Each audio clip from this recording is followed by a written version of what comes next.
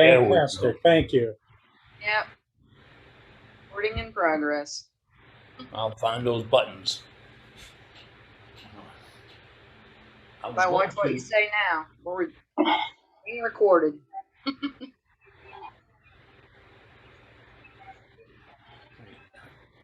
Hope everybody had a great week.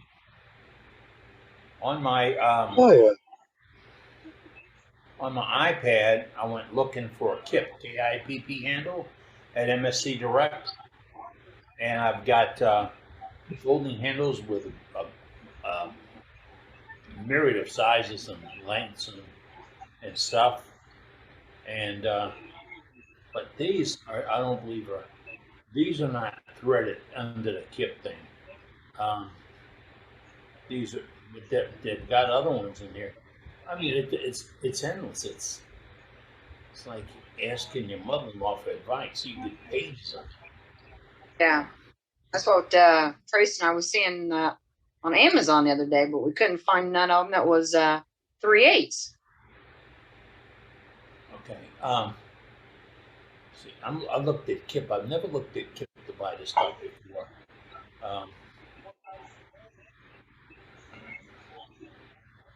Which lathe do you have, Brenda?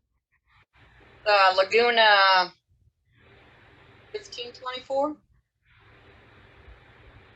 Okay.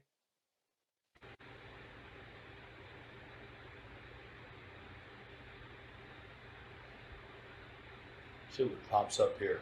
I looked at the part and the part number and all that, and tried to get a hold of Laguna and order it, and of course they told me it's out of stock. Huh. Oh, well, yeah, well, don't keep any extra parts. Yeah. I found it under levers, and I found the KIPP. And I've got a 5/16 18 threaded stud, a 3/8 16 with a 1 57th inch length stud, all for about $12.75 each. Really? Yeah. Levers, you said? I looked under lever. Look, let me give you a number. Jot this down. Okay. Got it. 622-67919. Read back at 622-67919, and that's on mscdirect.com. Gotcha. All right. And I tend to go there, or to my other one for machine parts is littlemachineshop.com. And that's a website, littlemachineshop.com. And the beauty of that is you can call them and actually talk to a person, not a computer. Talk to a person, a human being, who understands what you're talking about, and to correct you if you lose the terminology that they use. Because this is a machine shop. They won't know anything about wood lathes, but they'll know what holds your tailstock locked in. They'll know what your indexing pin looks like. They know what the bearings are. They have fantastic parts for tailstocks. I mean, all kinds of stuff for tailstocks and drives. You can go crazy with them. They're really, really nice people. I've bought a lot of stuff from them. And when I'm looking for items, when I built my ornamental lathe and I was looking for strange items, I could call them to describe what I wanted to do, and they'd say, you know what you need? You need a who's it with a what's it, and they got it. They had it right there. So nice people. littlemachineshop.com. Cool. And we'll find more of those through this meeting. And if folks have input, if you've got an opinion on a place you like, a place you don't like, you can let us know, because it is your club and we'd like to know. I've talked to members this week about, I've talked to Turners this week about membership. I have to say it right. In fact, Dane said this guy he knows wants to join, but he has to be approved. Well, I approve him. The way we have it set up, it's automatic. If you ask to join, and you live on this planet, that's a condition, you live on this planet, you won't get approved. There's no me or you or anybody else has to approve this. We're open to the world, and we want everybody to be in a group. So, and then another guy, just now he's with a club, and I can't even pronounce the name of the club. He said they want to be on our roster as a club, and it is the CHEM, CHEAM. I can say that one. Woodrunners Association. That he might be out of the country, and I have a couple of others. And there's no Near restriction. London. Near London? Near London. I was looking it up. Wow. So Eddie, I'm back. If I can pass on the information. Yeah, Got a sure, picture of Don. me Got and video everything. for you. Okay, so I'm. It's on my phone, so we'll show the picture of the backside. If you share the screen, I guess. I'm not quite sure how I do this. Oh, I just hold it up. If you don't have it saved any place, that's how we can see it. Go. I'm going to click on you and do a spotlight there. Well, let's see that. Okay, so that's the backside. Oh, yeah. Okay, so the screw at the top is the kip handle, and the bottom is where I put the tension piece. Now let's see if I can. That bottom one goes all the way through? Yep, it's a through hole from the backside, like the other one. Now, if I quit futzing with it, we'll get it there. The bottom one preloads the squeeze, brings it to a margin that you can work with, like a 16th or so, and the top one closes that gap. Okay. Okay, Now, you might not. so this is the. I forget the reflection out of the way. So this is the side view. So the kip handle is on the. Well, it's on my left. I don't know if it's on your left. Yeah. And then the screw is on the other. Huh. And then this is the front view with the kip handle on the top, and down below is the tensioning piece. The bottom of the bolt coming through. Yeah. Yeah. So it did not come with that screw, but like I said, it was 3/8/16, so it was a piece of cake to get.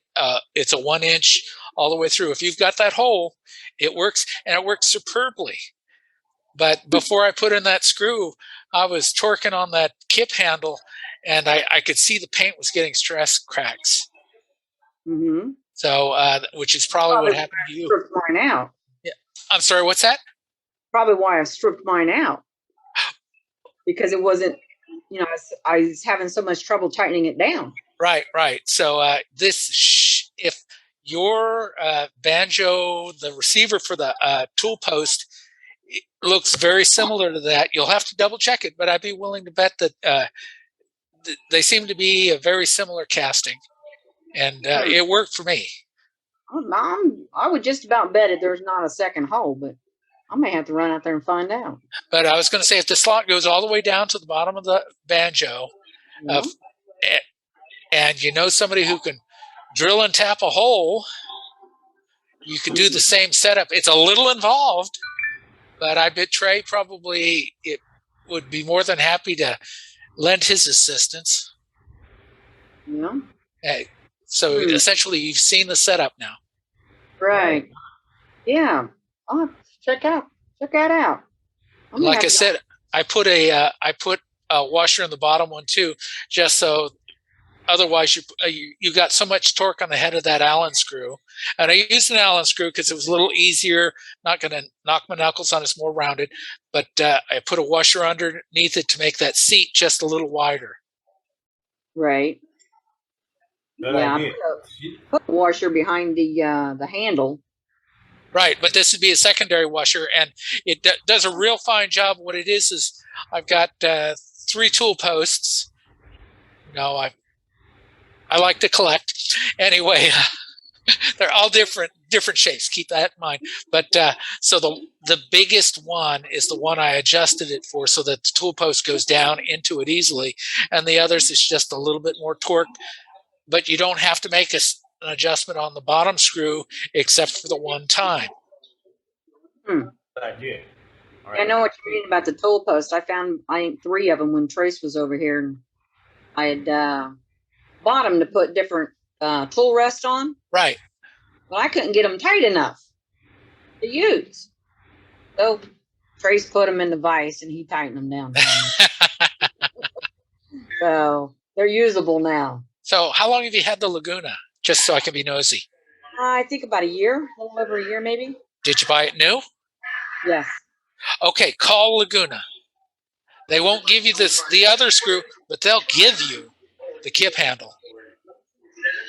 Really? I called them and they said it was out of stock. Oh, well, that's well, you've probably got one on the way.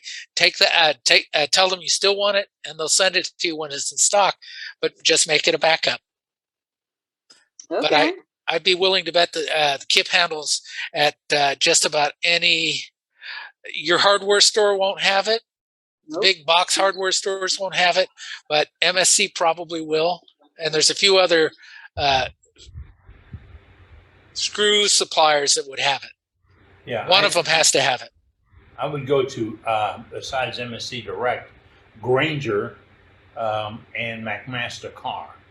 And Granger's right here in the park near us, and they've got a pretty good stock on hand at Granger locations. I've been meaning to call Laguna all week and ain't done it yet. Gotta quit cleaning our house, Brenda. There's no good comes of that. Oh, I know. I hate cleaning the house. But like you said, I'm having company, so I got to clean the house. Hey, I found that other club name that asked about becoming a part of the organization, if we have one. SusquehannaWoodturners.org. And that was, well, Dave Rose forwarded this on me to me. Robert T. Starlipers sent this in a little request. He wants to be part of the club. Everybody's invited. Our club, it's not. I was asking to add to the list of clubs you have on the site. And it has been that's added to easy. list of clubs on the site. Can you Yep, pronounce that's what I was looking for. Can you pronounce that for us? Sure, Susquehanna Woodturners. Oh, wait, you mean my name? Everybody mangles it. Starlipper. Starlipper. Wow. Okay. Yeah. As near as we can figure, it came from a Hessian soldier from the Revolutionary War. Goodness.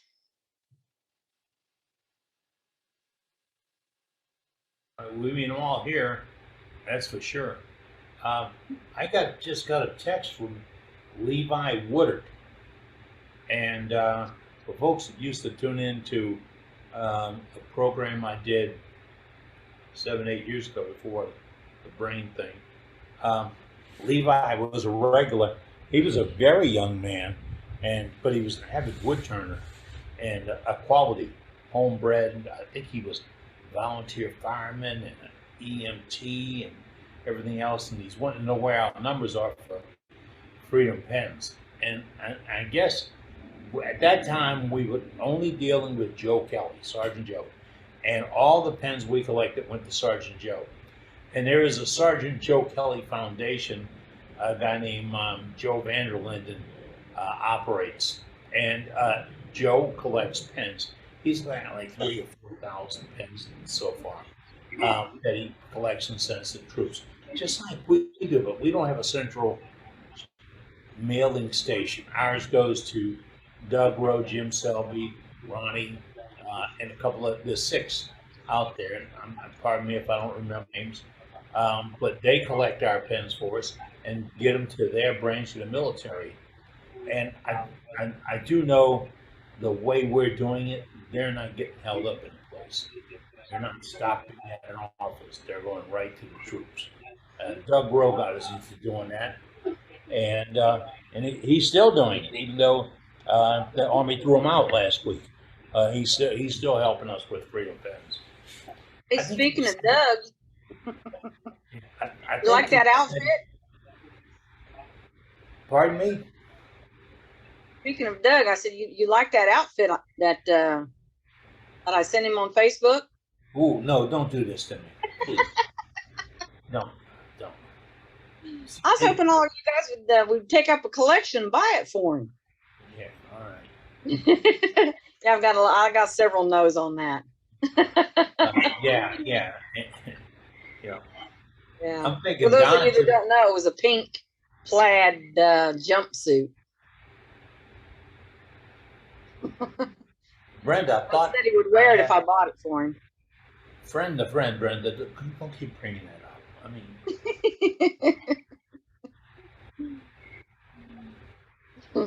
Sergeant Doug says he retired, but the truth is they threw him out. You don't need that kind of ruckus. Did you see the picture on Facebook of him cutting that tree down? That is Son. Yeah, Brenner. Yeah, I Yeah. tell you what, that goes on my list of things never to do. My first thought was he should have had some pants on instead of shorts on that prelim. I was looking for his lifeline. Yeah. You know, I've been out on the side of buildings and up on roofs and asked the contractor I was working for, "Will you have a lifeline?" He said, "Why? Nobody falls." That was their excuse for safety. Same thing if you ask for safety goggles, you got the ones Moses had, all scuffed up and all, and you'd end up wearing them. Yeah, I can see. Yeah, I can grind this. Yeah. Yeah. So that We have safety a- gear. Eddie, do we have a demonstrator tonight? We're supposed to, but Dane called me today and said there was some mix-up on the assignment, and we don't have one lined up. I've got some emails. I'm hoping to get some responses, for short or quick. I Last wanted minute. to fire up the one way behind me and do something tonight, but when I got the word from Dane, I was pretty much fried after therapy, and I couldn't come because I set the camera stuff wrong. Yeah. Dane planning on being with us tonight too, isn't he? I think he's going to be up with Bray. Greg yeah, Bray. Greg Okay. Bray. Okay. So they Doug might Rowe pop just in. came in. Who just came in? Doug Rowe. Oh, all right. He heard us talking about him. Yeah. That's he was with Army Intelligence. I'm going to leave that alone right where it's at. Contradiction in terms. I Hey, said, Stu. Hi there, how are you? All right. How's the eye? I was back to 2 eyes last Friday. I was so happy. woohoo. Yeah, great. Yep. So they said I should see a lot better in, say, another week or so. Good. You gonna be back to turning then in a week? Well, actually, I tried some last Saturday. I was missing the turning. It's been a while since I turned. So I tried this guy. Let's I don't see. know if you can see him. Oh, boy. Oh, My little snowman. Yeah, and it's from my neighbor's tree. She cut it down about 8 months ago, I guess. And I don't know what these stripes are from, but they go all the way through. It Oh. goes up through here, and then here, and even up in his hat. Ah, But it's from a sycamore tree. And it's got knots and stuff all over it. And I haven't finished it yet. I was sanding the top, and I screwed up the brim. So I'm going to fix that. But yeah, are you gonna leave it natural or are you gonna paint it? I don't know. I was thinking of messing with the hat with a little bit of dye and leaving the rest of it natural. I would do that, Sue, because I like the wood grain in it more than I Yeah. like color.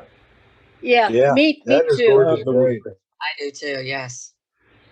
So I was playing with that. I've got some other things I want to play with, so I'm just happy to have both eyes back again. Yeah, Yes. amazing.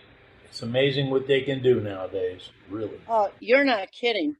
Brenda, they scraped my eyes and Ouch. took off all the scar tissue over the years.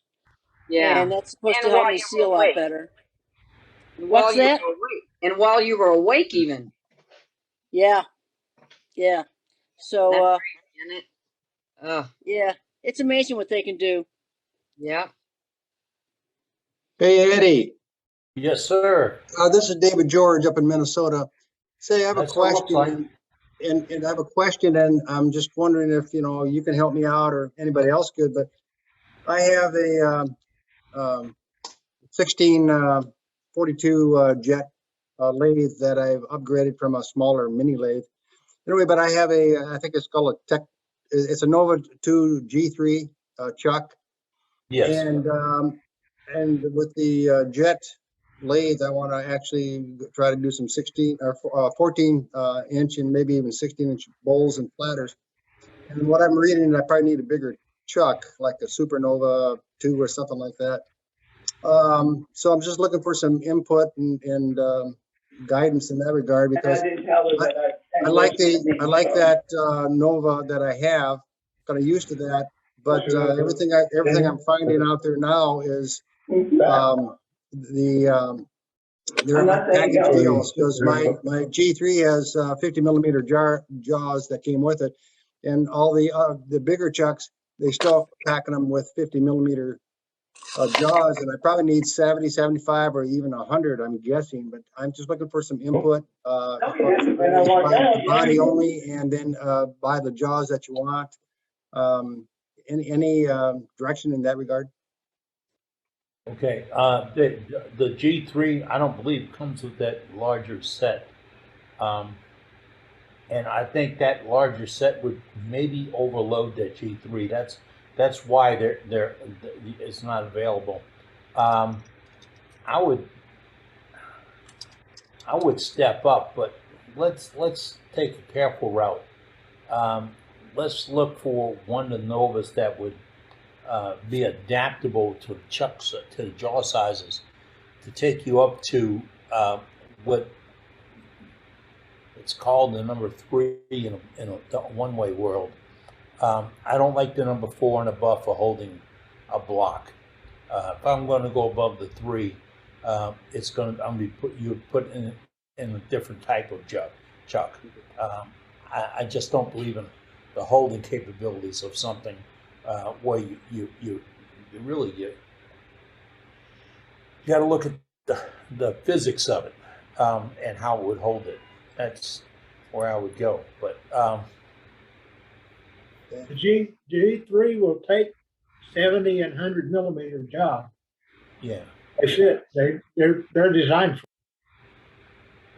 What I understand is that they're interchangeable jaws, but yet if you go to the 70s or the 100s or 75s, whatever they are, millimeters, are they actually overstressing the G3 chuck?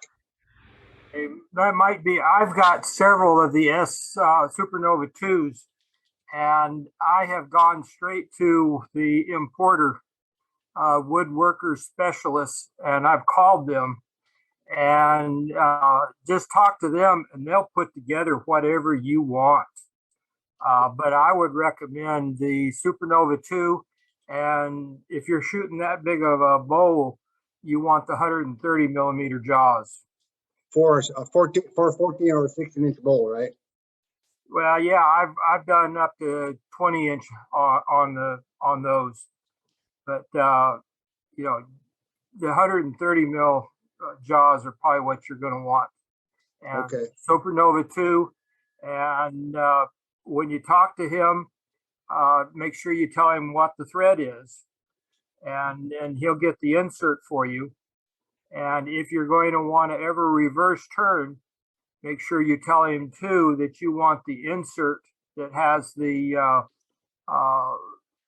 little threaded Set screw. set screw for reverse turning.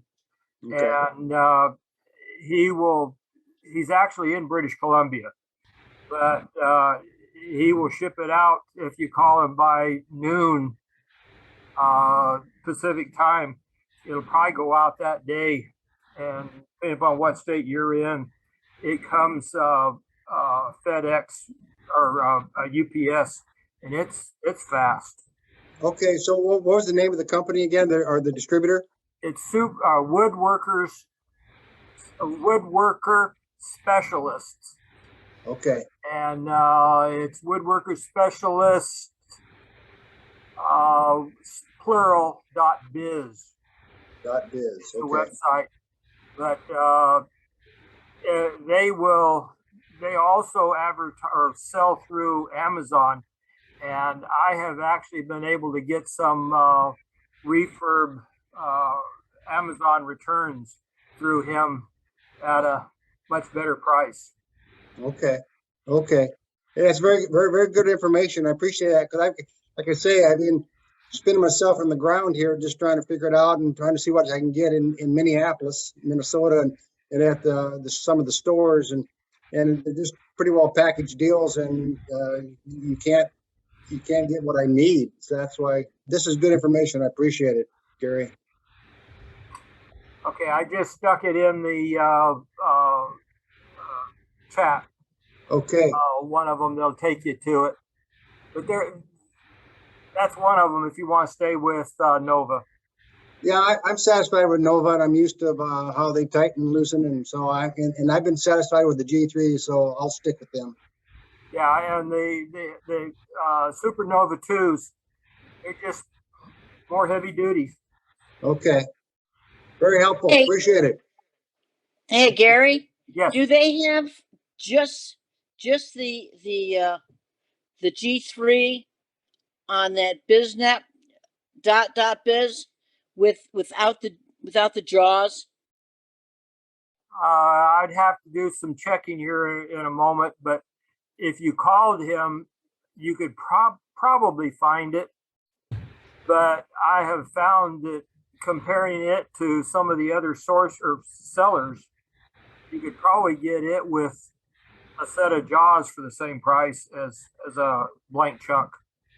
Well, the thing is that I bought a chuck with 3 different jaws on it, and sometimes it's just a PETA in order to constantly changing the jaws. I was going to get an extra G3 chuck so that I could mount my 2-inch jaws on that, so I wouldn't have to go from the pen jaws to the larger jaws or whatever.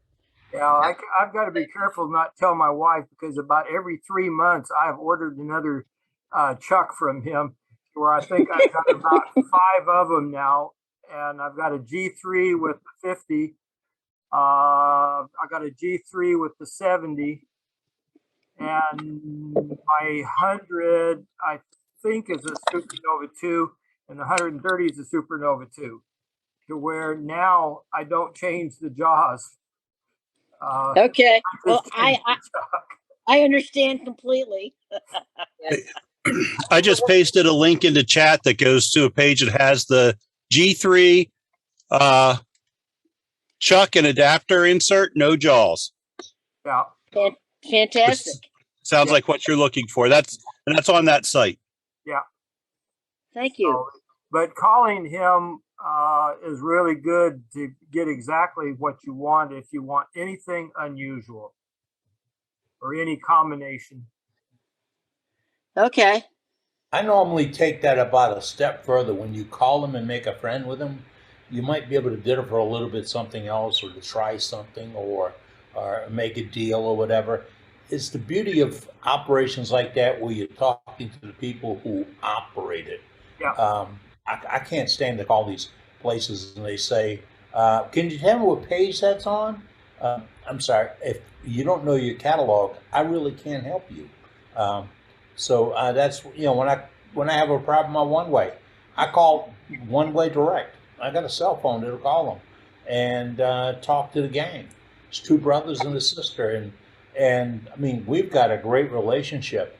And once you meet them, I mean, that one way behind me is 20-something years old, and it runs like purrs like a kitten. And they've worked with me between in bearing problems, tailstock problems, controller problems, push button problems, not push button problems, to where, just, they understand it, they build it. And I've gotten the same thing with, I had another contact like that at, I can't remember the name of the lathe. And the guy just stayed on the phone with me on Facebook, and we went back and forth over this thing. I was adjusting it for a client that came in, and he was amazing. And I'm thinking, he stopped his day to work with me to fix a lathe that doesn't belong to me, but it came from him, and he's still quite proud of what he sells and what he makes. And that's what you go looking for. I like talking to family-owned businesses. You got the family. I mean, you can't go wrong. This guy, if you call before 9 a.m. Pacific time, many times he'll answer as he's driving. He says, "Well, wait until I'll call you back when I get to the office." So where he'll even answer on the way into the shop. That's pretty cool. That's pretty Yeah. cool. I really appreciate that. Yeah, call after 9 o'clock Pacific time. Yeah, cool. Thank you. And I think it's just amazing what we get through over here at worldwidewoodturners.org. It really is. I mean, we fixed Brenda's problem. We've helped Dave with his chuck problem. And we're going to talk about a lot of other things tonight. If you want to jump in on this, jump in. Yay, no, different, got an opinion, whatever. There is no controlling force behind this operation except this membership, and you are the membership. And somebody got on me the other day. He said, it's kind of like a used car salesman when you come up with those things. Not really. I got tired of the used car salesman thing with clubs, to where a demonstrator wants to make a comment, or I was at a club meeting one time where the president of the club was asked a direct question, and he had to look over at the gang to see if he could answer the question, and he got a no. So he said, well, I looked into that for you. He knew the answer, and he could give it to you. But the gang or the crew that was pushing the operation said, we don't even know that. And that's a club that absolutely positively refuses to tell its own membership how much money they have. To me, you broke the string right there. That's why we're free. It's not the responsibility of any 3, 4, 5, 6 members to operate a club. It's the responsibility of the club to operate the club. And if you See, Doug Rowe's in disagree, his shop. pardon me? I see Doug Rowe is in his shop. Oh no. Yeah. Hey, Yeah, I Doug. seen Doug here. I'm here. Hey, Doug. Hey, Doug, how you doing, bud? I was checking the mail today, hoping that new outfit would come in. Yeah, I was trying to get the guys to help me pay for it, but I'm getting all no's. Gonna go start a GoFundMe account, see if you can dress me. I was going to, but everybody keeps telling me no. I should have made some comment on there about Wednesday is opposite day, so everybody that said no really means yes. No. Doug, are you retired yet? All right. Doug, are you retired yet? So kind of, sort of. I'm not going back to work. I'm on terminal leave now. So your tax dollars will pay me my full salary through July 31st. October 1st is my actual retirement date. But yeah, I'm on leave all the way up until then, so I'm good. Yeah, so am I. Congratulations, buddy. Congratulations. Thank you. I'm on that same policy until the 10th. What's that? I'm on the same deal till the 10th of June. Till the 10th of June. Nice. Yep. The government's paying me till the 10th of June. Yeah. Good deal. I love that. Yeah, that first week off, I was tempted to renege on my retirement because I felt like I was working harder at home. My wife took me to work with her and made me put together furniture and move things around in various classrooms. And I said, babe, I sit behind the computer at work. That's the same problem I have. Love See the some pictures of you ceremony. pruning trees too. Yeah, if you guys saw that tree on Facebook that I've been cutting on, it's that's in my son's backyard. Whew, that is now my personal record for the biggest tree I've ever taken down. That thing was huge. Yeah, that was awesome. Hey, we don't have no demonstrator tonight. You got something you can put on the lathe? I do actually. Look, Eddie. Look, he's thinking. I Got still any got trees that to take down? I still have the Pringles can blank that we could make a goblet out of tonight if you guys want to see that. Turn that wet pine you cut. I didn't bring any of it home yet. That'll be a nice shard. It sticks. Yeah. The pitch goes everywhere. But yeah, if you guys want to see a resin goblet made out of the candy hearts, I could do that tonight for you pretty easy. I'd love to see it. I like those pieces with the candy mixed into them. Yeah, that All would right, be I'm great. a little bit of cleanup on my lathe right now. I'll get set up and I'll let you know when I'm ready to roll. All right. Sounds good. All Hey right. guys, I don't know if Martin Clarkson is on again, but he sent me a Facebook message last week apologizing. He had some computer crashes and he couldn't get back onto Zoom. So if he's on, he might want to jump in because he was supposed to demo last week, right? Yeah, he was going to be with us last week. We couldn't work out the technicalities of it.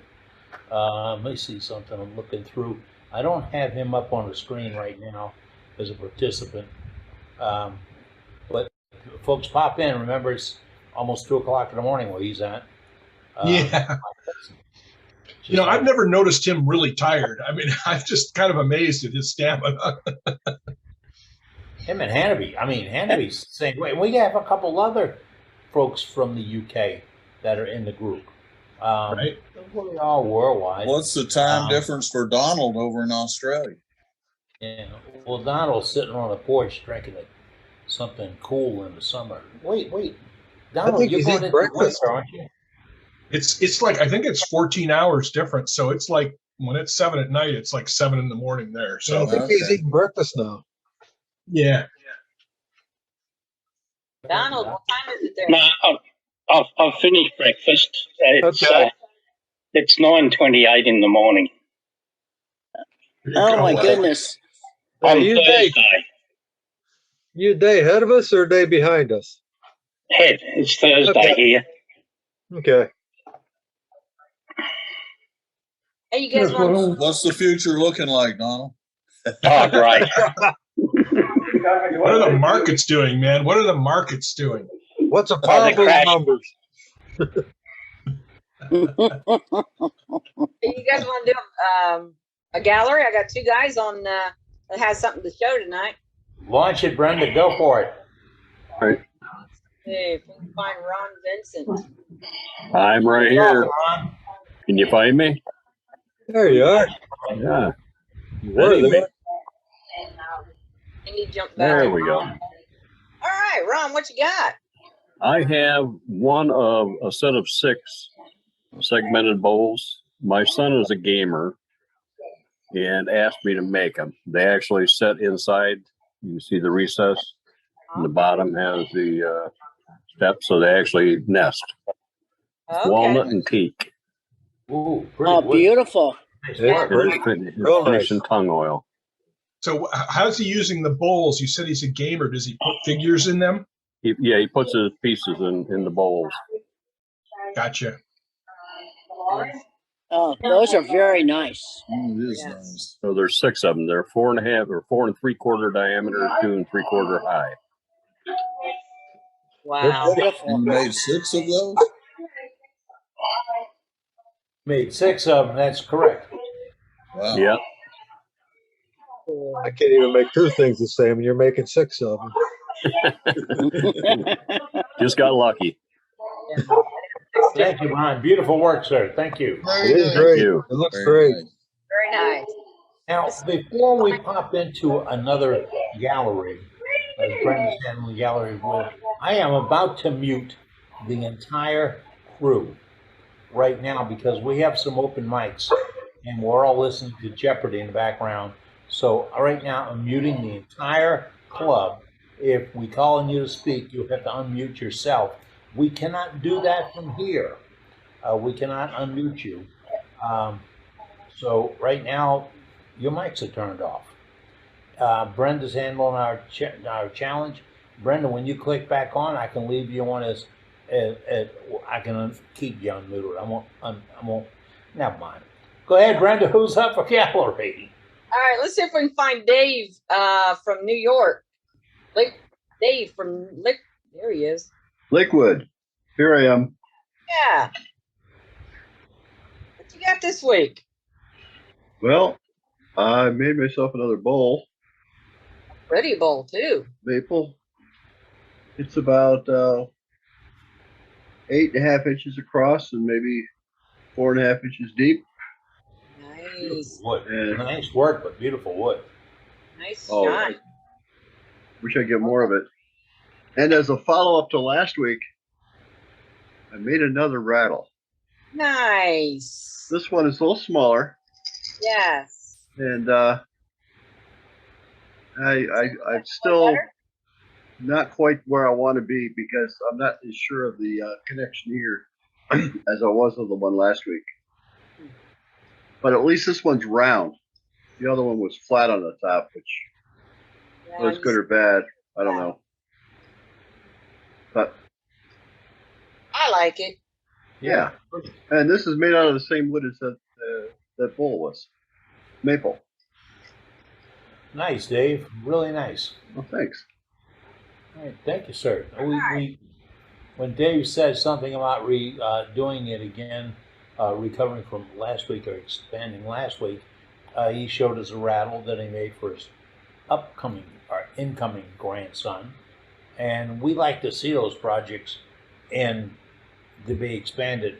So it's not just what you turn, it's how you turn it, how you design it, what's the purpose. We all have ideas.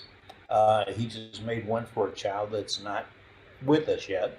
And he's got a little time left to tweak in his design and his program. So if you have input on that, remember we have a no but guarantee. I can't say I like it, but because what Dave does is what Dave does. That's his art. Yeah. I can't judge his art. But if I have another idea, I can always say, hey, Dave, you know what I did? I had this idea and I did such and such. And when I put it together, I used epoxy instead of just regular glue, or I used that 6,000 adhesive. I got a tube of it someplace around here to let it flex.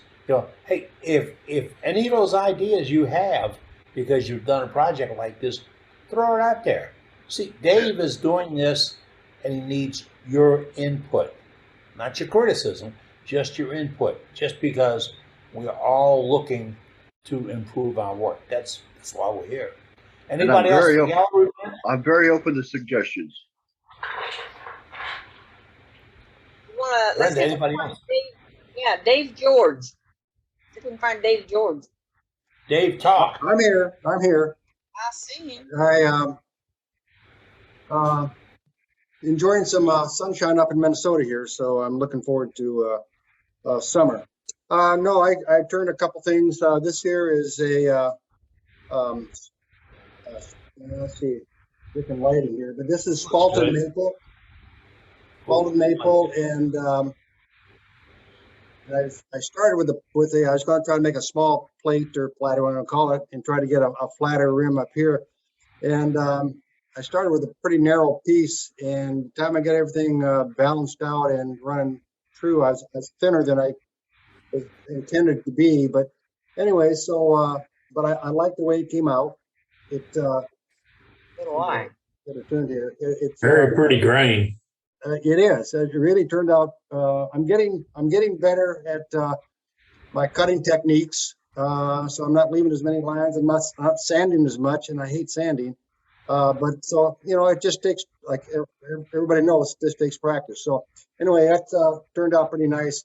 And someone asked me last week what I use for finish, and I used the same. That was on a bowl or a small hollow vessel. I'm using the same type of. I stumbled onto this here, the guitar lacquer color tone deal, and it works fabulously. It's some of the best lacquer, easiest to work with that I've found. The other is that with the inspiration from Cade up in Ontario, I've made a set of 4 of these. Gee whiz, I'm always backwards here. Of these pop and can covers, and and a demonstration. And my wife says, "Here's a demonstration." So I just topped it off basically with kind of a decorative tack, and again use the guitar lacquer on it. So as an example, it's just it's on top. And the only thing with these that I do different, and I turned some today already, is that I would make them deeper here, because when you have a pop top tipped up like that, it has a tendency to ride like this, a little bit on the side. But it keeps the bugs and the dust and everything else out of your canned drinks. So anyway, I turned a set of 4, and I turned one more today out of cedar. And these are out of hickory, and I really like that hardwood hickory. It turns better and ends up with a better product. So anyway, that's what I've kind of been trying to do. I like the grain finish on the hickory, where you get the highs and lows from the grains. And yes. But all right, I'm going to say but. Not a but your work. If you do something like hickory, just like we just saw, Dave just showed us, he sliced that wood and sliced it right, and that way the highs and the lows were sliced off, not compressed, not yanked out or plowed, and he ended up with a piece of wood he could finish, and the finish is awesome. So Dave said he hates sanding. I hate sanding too, and when I moved my shop into the house, I kept getting questions running about dust control. I don't sand it nearly as much as a lot of guys do, or turners do. And my dust control is going to be chips, and they're on the floor. And I have a dust mop. I learned how to use that. And I just knock up the big pieces. Right. She gave me a broom too. I haven't worked out the broom thing. But it came with a dustpan of all things. But I don't have a dust problem. I followed Mark Soleil's guidelines years and years ago. And remember, Mark's been around about 193 years. And his main goal, his main teaching point is slice it. Don't cut it, don't gouge it, don't skew it, don't abrade it, slice it. And once you've mastered that with the tool of your choice, because you can do it with every single tool in the shop. Hey. Yes, no, you're absolutely right. This is Dave again. I was on the website here, and I was watching some of those videos from Mark Soleil, and slicing with spindle roughing gouges, you name it. He was doing that. So that's what's been helping me, is those videos, and then going out in my lathe and checking up even pine, and just start messing with tools and figuring out what works and what doesn't, to make sure that you get the technique of slicing down. And I never thought about that as much until I started watching those videos that's there on the Worldwide Turners site. So I really appreciate it. I really appreciate everybody's effort, because it's really helping out. And you're welcome, sir. It really does help when you understand the slicing part of the program. I get a lot of calls from novice turners who say, hey, I'm looking at this guy and he's on YouTube, and you should see what's happening. And I always want to say, did they stop the lathe right after that cut and let you see what the turning piece looks like? immediately after making that huge splash and all that wood flying off and going across the room and all that, did he show you the piece of work?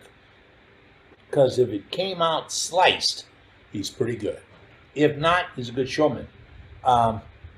Slicing is a totally different technique. And I've heard folks say you can't do it with a scraper. Yes, you can. Yes, you can. Get away from this. How do you say this? There's no book on it. There's no book. If you take a scraper, in my opinion now, and you go straight into a piece, you are actually tearing wood out of your way.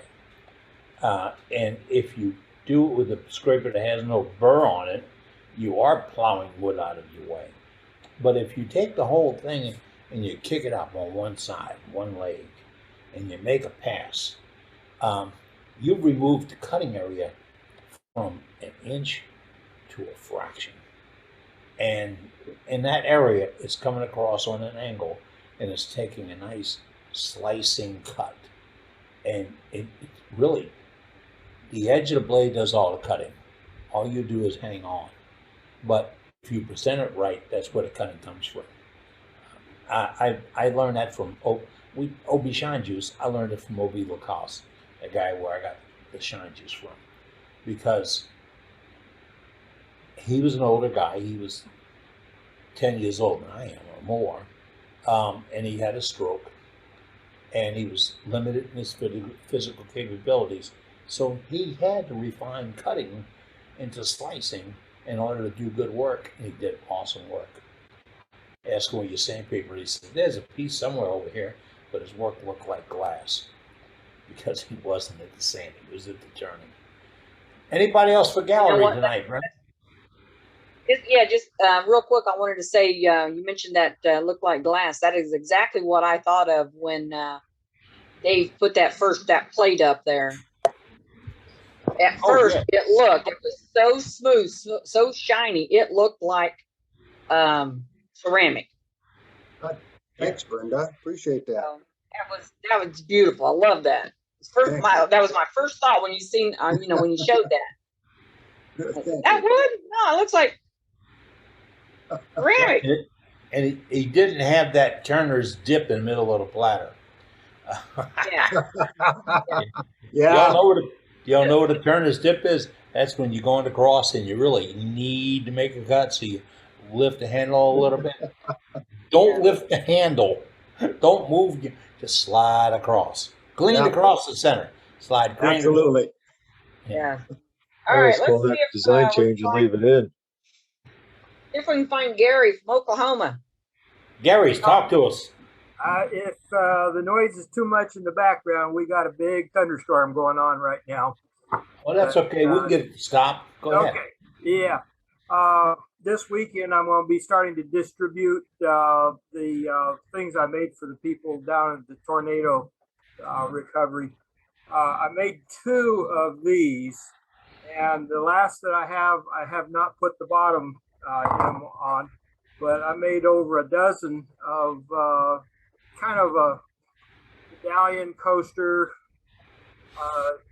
type thing with the tornado. And Right. I did have some problems though getting the laser engraver down into on this one. Like I could not get the head down far enough to get a good image, so I had to go with just a little tornado there.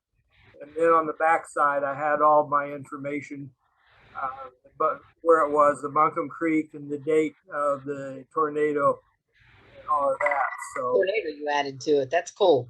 Yeah. You can always raise your piece up, Gary. No, because of the type of head that that I have, it's a square head.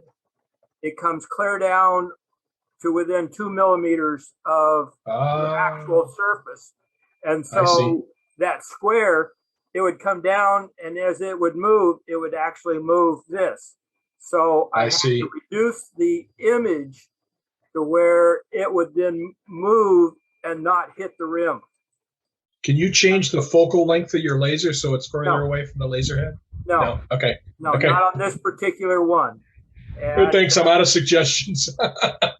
yeah, and I've got the newest one I have has got a 10 watt output, and it sure does work nice, and it will cut pretty deep. But when I started getting farther away, and I tried it up to 3/4 of an inch away from here, which would then clear my rims of the smaller ones, it started getting out of focus. So I tried it, but anyway, I did a lot of these, and I'm going to give them out this weekend to a lot of the people that helped volunteer cleanup. Yeah. I mean, did you say you ended up making them? I've got a dozen of these, and I've only got 2 of these. And I was putting the last of the bottom engravings on tonight, and I ran out of time to where I have not put the bottom on the bowl, but because I want to put it on both sides. And one of these that I did 2 of these. One of them I'm going to give to the actual power company, because they came out, they had a couple of crews that were cutting down all of the trees that had fallen over the power lines or were ready to fall on the power lines, and they came down and were cutting them all down, and they were so helpful. There was one particular supervisor that he knows me by sight now, but he would take down a trunk, where they would cut the upper stuff in firewood length and then drop it to where it would drop and not hit the power lines. But then when they would get below the power lines on some of them, and I've got elm, I've got oak, I could have gotten sycamore, but I didn't. They would stop at about the power lines, go down and cut the bottom out, let it all fall down, and now I've got the whole trunk. Wow. I'm going to sawmill and cut into firewood lengths, some of it also, which would then be able to be used for bowls and things like that. Nice. It's just an idea that I came up with. It was something like a medallion or something that they can stick somewhere, and it's got the date on it also that they can keep. Appreciate Good move. what they Yeah, did. that was nice of you, Gary. Yeah, curiosity, Gary. What laser do you have? Just so I avoid buying it. Well, it actually is a very good one unless you want to get down inside something, but it's atom stack, and it's a very good laser. The only thing is it has a fixed length focus, and it cannot get down inside. Like I was able to get down inside this bowl, the actual bowls and these others. But if you go to LA, guy, Rich, a Louisiana Harbor guy. yeah, you can get reviews of all the different ones. But it's a fixed focal length, where you've got to go 1,000 or a couple thousand more if you want to go to CO2 to really get the large adjustable lengths and things like that. Yeah, I'm looking. Eventually, I'm going to get a new one, but the one I have right now is actually pretty cheap. Paid like $200 something for it, but I've got it's a fixed focal length as well, but it's higher than yours. I want to say it's about 4 inches, 3 or 4 inches, maybe. Focal length is 3 or 4 inches from the. Oh yeah. Okay. That's what mine is too. Yeah, it's I don't know how you would pronounce it. Neji, what NEJE. Yeah, the Neji. Yeah. Got it from NMC Lasers. Yeah. So Nancy is. Hey, Gary. Yep, Nancy McIntyre. Hey, Gary. Yes. Hey, this is Dave Edwards in Michigan. they have a platform, a scissor platform that you can put your piece on, and you can raise it up and to put to the certain size that you want for it. You cut yourself a wooden block to the top of the platform. That way you come down to the same size all the time when you do your cutting. Well, when I'm doing my crosses, and darn, I didn't bring it in here. I did a cedar cross, and when I do the bottoms of those, I turn it upside down. And one of my bases has got a big hole in it, and that hole is where then I raise the whole base up. On blocks. Okay, it'll be just the opposite of that. You get your focal point and have the base that they're cutting from with taken away. Put a scissor jack in there so that you can raise the part right up into the hollow of the part where you want it to be printed. That's exactly what I do. Yeah. Yeah, and so I do that when I'm doing the crosses. Well, you can do that with the bowls too. It doesn't make any difference. Yes. Yeah, the big bowls also. That's exactly right. Yeah. This is the platform he's describing. These things that I'm doing here, I just set them on the floor and just raise or lower the head. Very, very easy now on this new Adam Stack with the M50, the 10-watt output laser head. Yeah, I looked at copy. I have photographs of yours, and I looked at copying that, and I hadn't gotten that far down the road yet. But I'm using like the other gentleman. I'm using the thje. I got the thje Master 2, and I think or 2S because I burned up something in the original one. I know what I did. I had a wireless connection going from my iPad, and then I went hard from this DAW space unit, and I forgot to turn one or the other off, and I was trying to shove too much stuff down the hole at one time. And not supposed to do that. No, you're supposed to know not to do it first. That's the one I have too, by the way. I have the Master as well. 7-watt is mine. Yeah, and yeah, well, yeah, I got the 7 from Nancy. Yes. Yeah, that's who I got it from. But that's not what blew up. My 7-watt, my 3500, they all worked well. It was that little chip card on the side. Yeah, the controller. Yeah. And it's amazing what that stuff does. I've done a few of these for family things. See the exactness of the lines. I got that from Rich, the Louisiana hobby guy, LA hobby guy. He had some program on telling you how to develop these parts out of free templates that he provides on his website. And I heard the word free. And he'll help you out. You can send him a note on this stuff. I was talking to Ronnie. He cut out an American flag. I won't say in relief, maybe I'm wrong, but he cut it out of 3mm plywood, and now he's going to paint the red, white, blue, and then put it back together again, and for relief.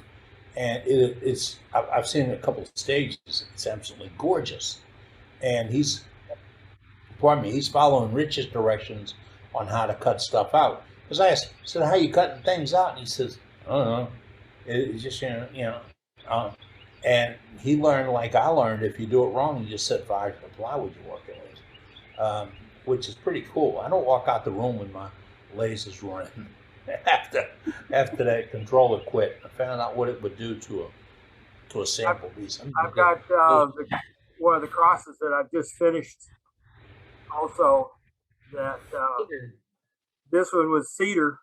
I was down there 2 weekends ago, and guy wanted me to cut up a couple of cedar trees, and so I brought a couple branches back. And this is but that's where I would then use that inverted to burn the bottom. Yeah, I have. This, Cross.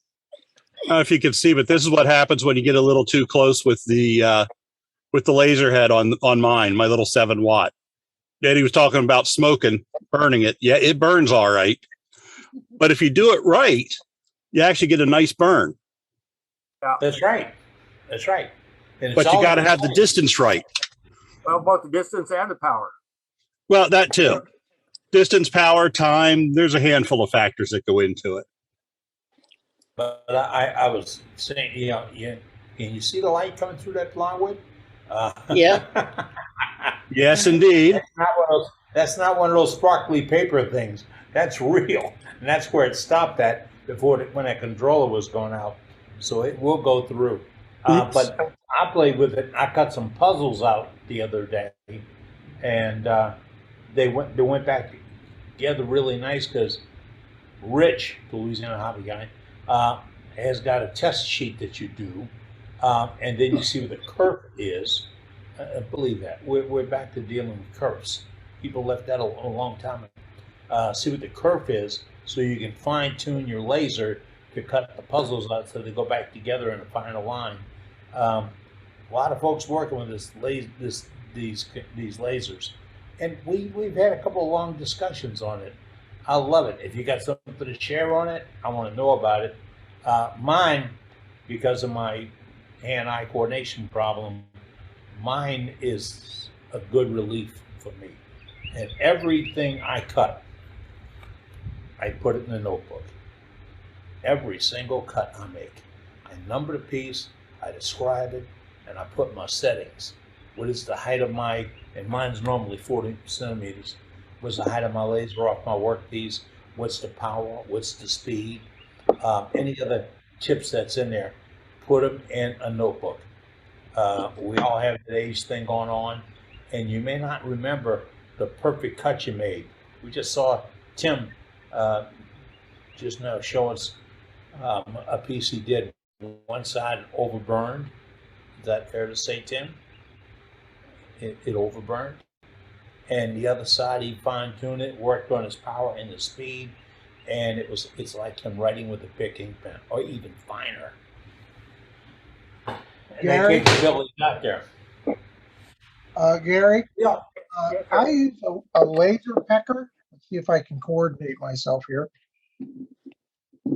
This is the laser.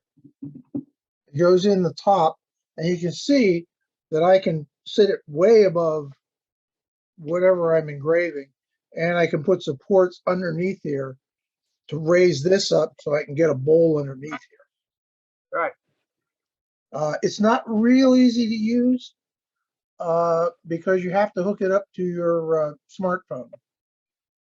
So it's not driven from a computer, but you can do that and do line art, all kinds of things. So.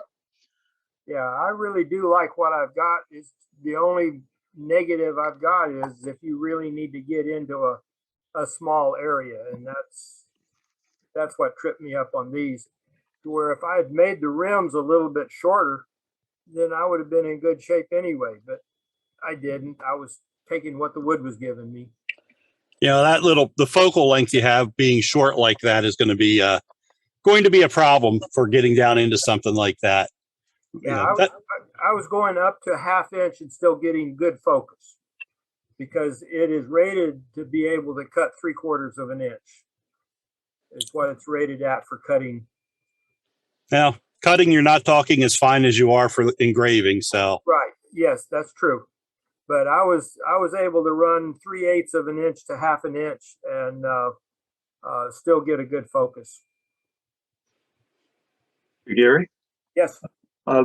You're going to do the bottoms of those live edge bowls. How are you going to hold those to keep from tipping under the laser? I've got the where you raise it and lower it. Okay. And I've got a whole bunch of, effectively, they're bean bags. They're actually sacks that I get the newspaper in, and I've got a whole bunch of old popcorn that's no good. And so I've made bean bags out of popcorn and newspaper plastic bags. So I just stacked them on that thing that will raise and lower with my, well, like this. I've got a couple that go on each side, and then I'll have another couple that'll go on the other side. And it's just, you push them around wherever you need them to make it hold. You recording? Okay, I'm recording again. Well, I'll tell you what, since we've lost Eddie, how about we go to Doug?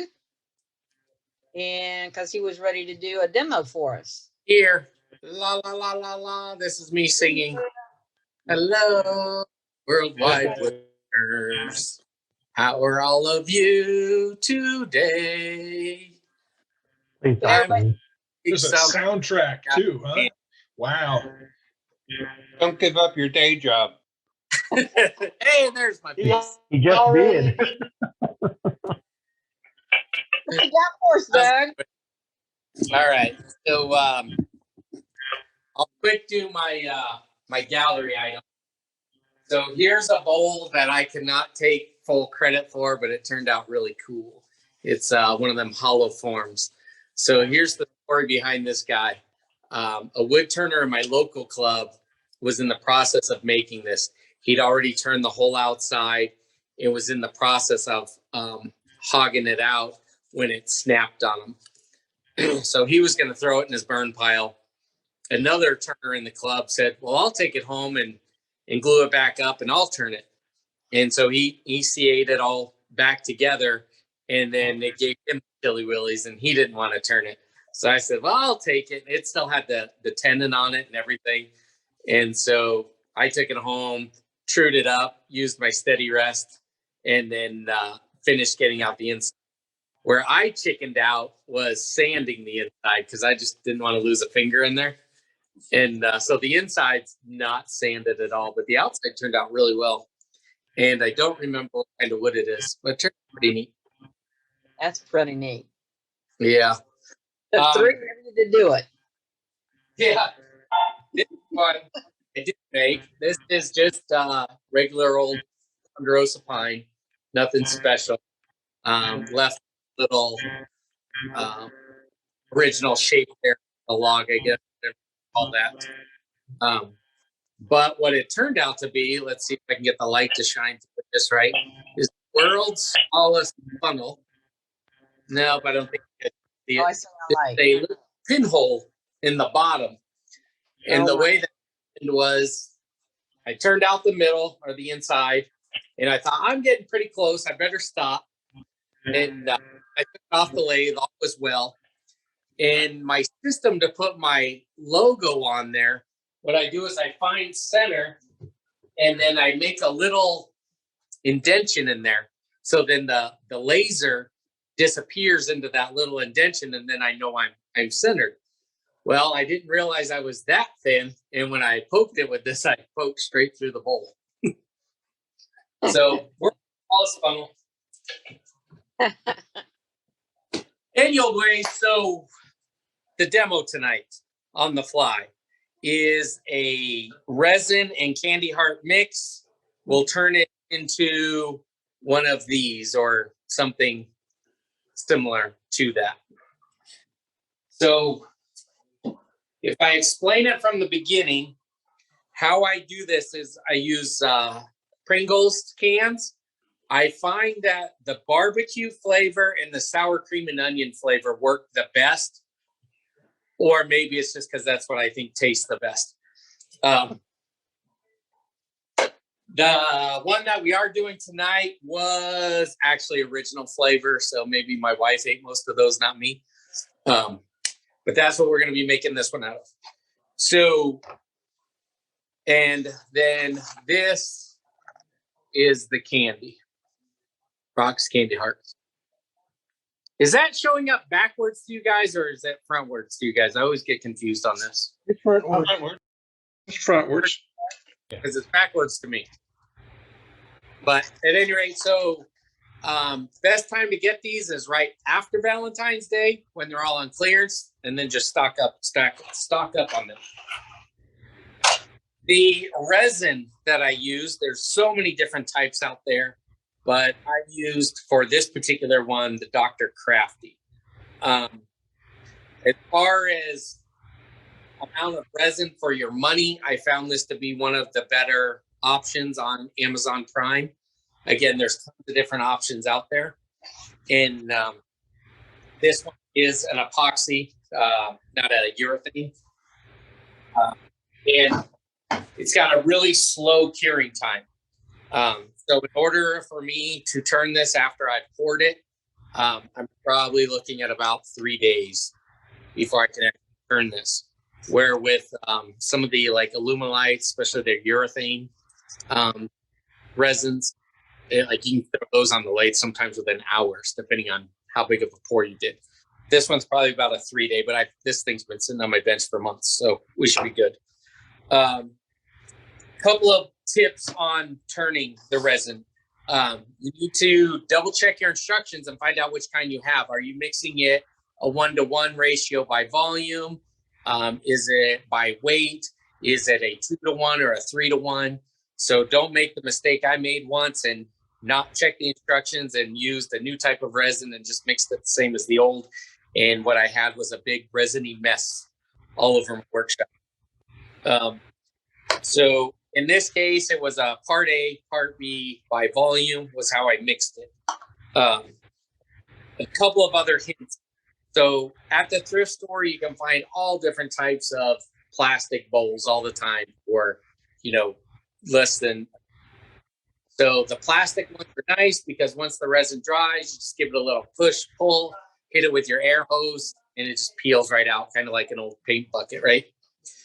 What I've also found at Walmart or the dollar store, I found them both, is the silicone coated baking utensils.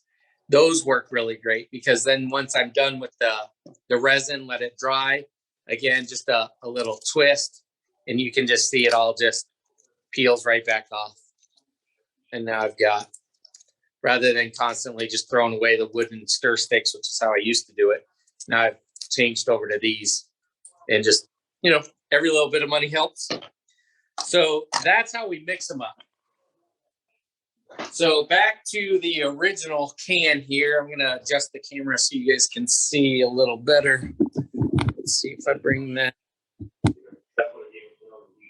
Can you guys see that all right? We got you. Okay. So, say again? I said Eddie's back. Eddie's back. All right. Just like on anything else, we're going to find center right quick. A fine tip marker would be better than this bold one, but it'll get us close enough. That's the factory edge, so it's usually pretty close to round already.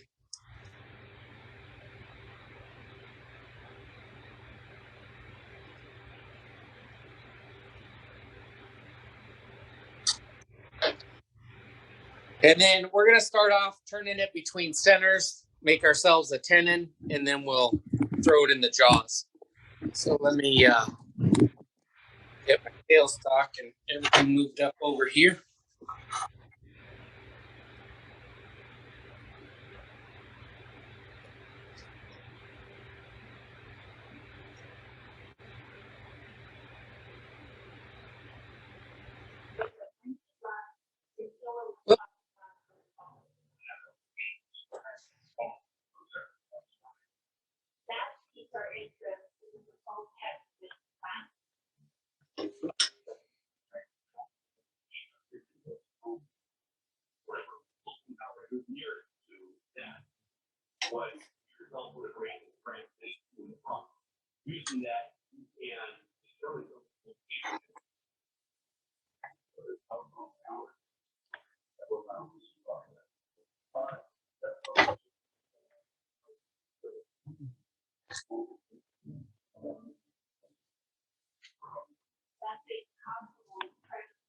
All right, that's about close enough. Hey, Doug, before you get started, We're going to mute everybody again because the background's on sound. So Okay. you unmute yourself in a moment. Okay. So, I'm gonna try. Doug, you need to unmute yourself now.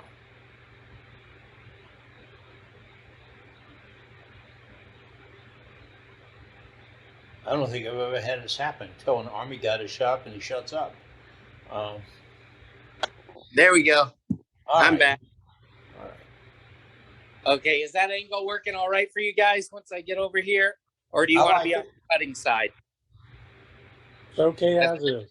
I like this right here. Okay, so with the Pringles can, obviously we got the aluminum bottom. So that's the first thing I like to get rid of, just so I get it out of my way and don't hurt myself. And the way I do that is just with a parting tool. Let's grab throw my shield on, just nothing special. It's just your Royal Sorby parting tool. Or Robert Sorby. What did I just say? Royal Sorby?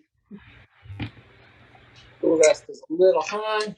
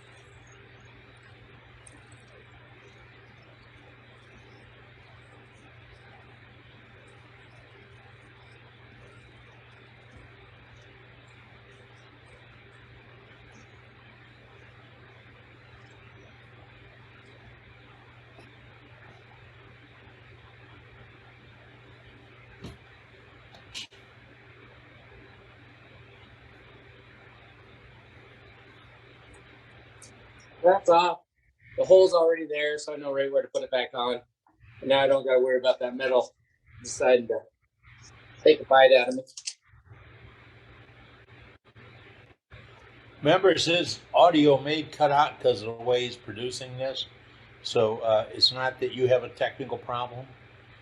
Just bear with us. If his noise of his lathe overrides him, he'll join us right in a moment. Okay, so now at this point, just think of the cardboard as being like bark if you were turning a limb, right? So several different tools that you could choose to take your bark off, a roughing gouge or whatever. In this case, I have a carbide cutter. Again, there's a lot of different brands out there. This one happens to be Big Guy Productions. I don't know if you've ever heard of him or not. And I've tapped out a hole on a pry bar from Harbor Freight. And so I just use this for a lot of my rough stuff, beat it up, and I give you guys a little bit more light there. Anyway, so all I'm going to do now is just take the bark off or the cardboard off.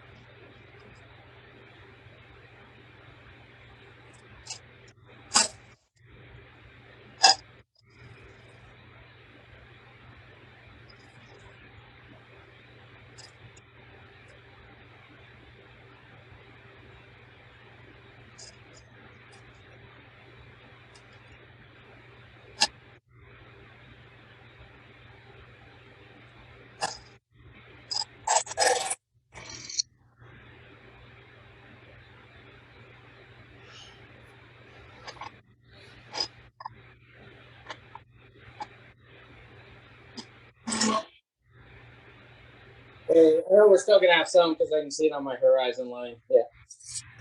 Yeah. I just see it starting to come off, and there's the candy. Is the light giving you guys too much glare? Let me try. Is that better? The one you Actually, it hit. might be. Okay, Yeah, let's it's better like without the eye the light. doctor. This Better is That's better. that's better. Better No, two. this, Better one. better Okay, and two. now we go. Oh, that's too bright. That No. definitely washes it out. That's Yes, better. that's better. Perfect. That looks good. Okay, we'll leave it like that. Okay, so still got some cardboard right here. But as you're seeing, the hearts are starting to come through right there. So I'm just going to hit it a few more times and get rid of the rest of this cardboard on here. And then we'll true it up and we'll start making ourselves a goblet.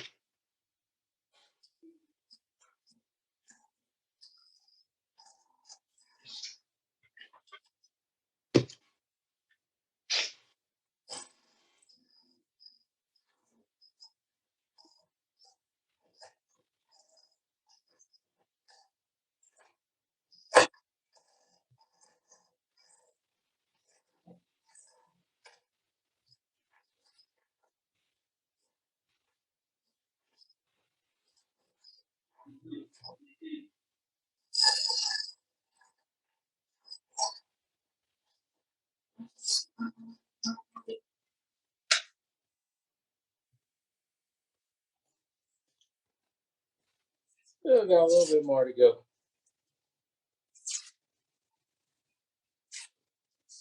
But it's close enough because once we start getting our shape and everything, the rest of that will work its way off.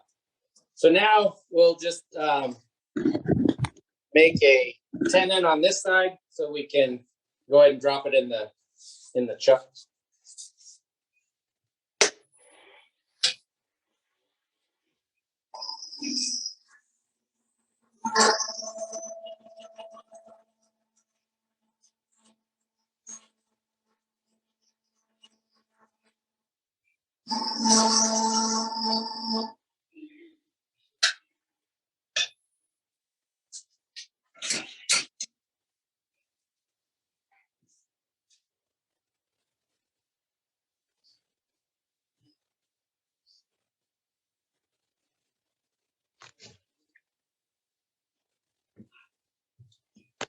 Doug's got too big of a garage. He's got to go too far away to get his tools. No, I had to make sure my calipers are set at 2 inches so I can make a quick tenon.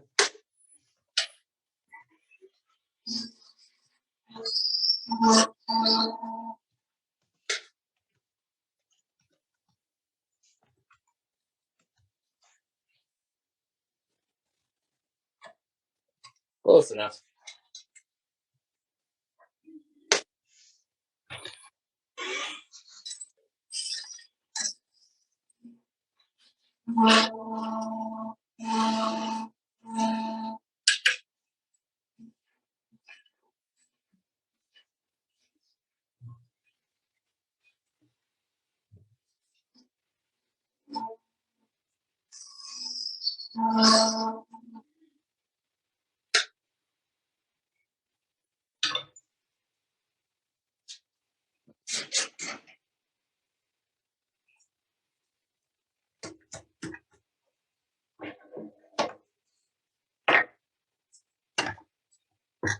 Now it smells like a sugary mess in here.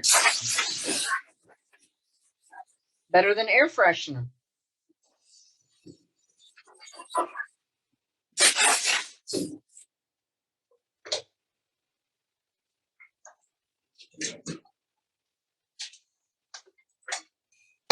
Do we have to worry about you getting a sugary high? Yeah. I have a dumb question. I never take the chuck off my lathe. I just put the live center in the chuck. Is there a problem with that? Nope. Nope. I That's do. how I do do the it. same. I do the same thing. Trace just showed Arguably it's a better hold in the spindle directly than in the chuck, because you've got the full number 2 MT surface on the arbor. Right. But I never had a Axminster problem makes with it. Let's say Axminster makes an adapter that you can put in the jaws of your chuck. Has a number 2 in it. I've never even thought of that. So I'll have to try it. It saves a lot of time. Yeah, it does. Yeah, and you're doing small stuff, it's not a problem. Maybe it'd be more of a problem if I was doing something big. Right. My step center's got a shoulder worked into it that lines up with the locks for the jaws on my one-way stronghold chuck. And it is a solid, hard fit. And I love it. And I'm right along with the folks who say they don't like to change the jaws. I don't like to change the jaws. The biggest problem is accessibility if you're doing anything on the left-hand side. If you're getting down small and stuff on there, you've got a big chuck flying around that you can hit with your gouge. Brenda, recognize that voice? Yep. Yep.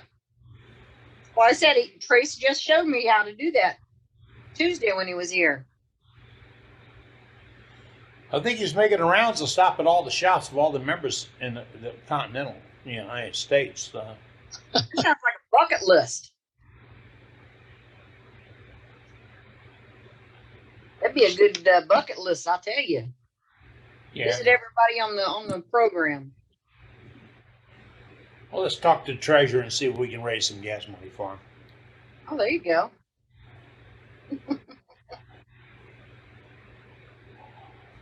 Start a GoFundMe. Yeah, well, it'd be like buying plywood. How can you rely on which money's going to get you today? So again, at this point, lots of different tools you can use. Whatever your fingernail grind on a spindle gouge would be an option. Whatever.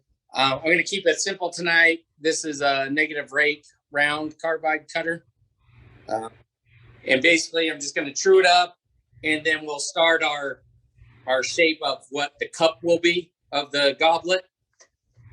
And then, of course, before we get the stem tooth in, I'll throw a Forstner bit on there. We'll hollow out the middle a little bit, finish it up, and then throw a tennis ball in there to give it some stability, and then we'll finish it off. One of the downsides to working with resin, and particularly this brand of resin, what I found is as I'm turning it, it will heat up. And when I'm making the stems, it'll sometimes go out of true on me because the resin's starting to not quite liquefy again, but it just gets soft and weak, and it'll start bouncing on me. So that might happen tonight. We'll see how we do.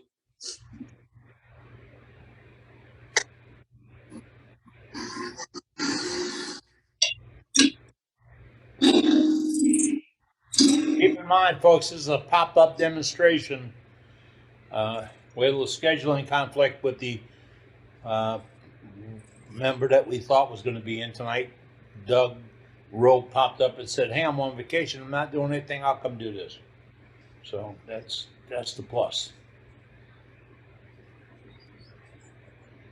That's what we do here. You dance if the music's playing. That's it.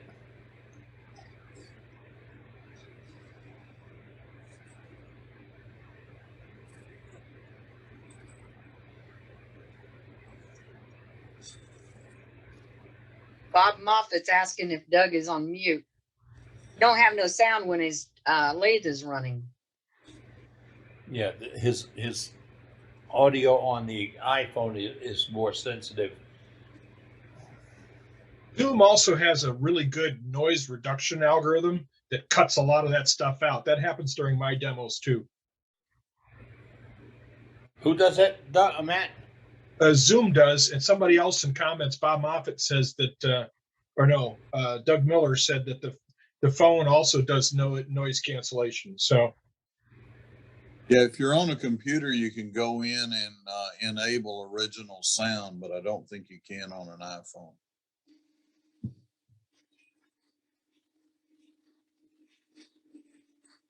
Look at us getting all techie and trek on the Force Day, whatever they call it. Well, I'm gonna be careful. I'm gonna make some people mad about that, huh? Star Wars Day, Eddie. Star Wars Day. Star Wars. May the 4th be with you. Okay, so as you can see now, there's no more cardboard on there. I can see a fair good amount of parts. When you're messing around with the resin and putting stuff in it, sometimes you'll keep going until you find that sweet spot where it starts to look good. Especially when I'm doing something like with the colored pencils, because the pencils are never going to line up perfect, right? So there's always going to be one side that's going to look a little nicer than the others, but you kind of find that sweet spot where you get the majority of your lines in there. I don't know if I have one. Yeah, here's one that I can show you what I'm talking about.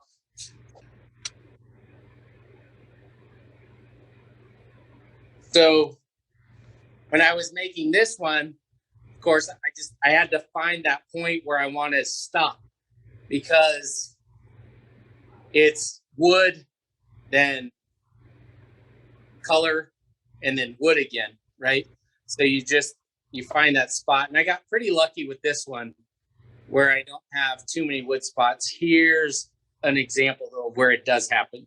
So you see where I have nice ink or whatever you want to call it, the colored part of the lead, but then I missed the spot right there. And that's just because the pencils didn't line up right when I put them in.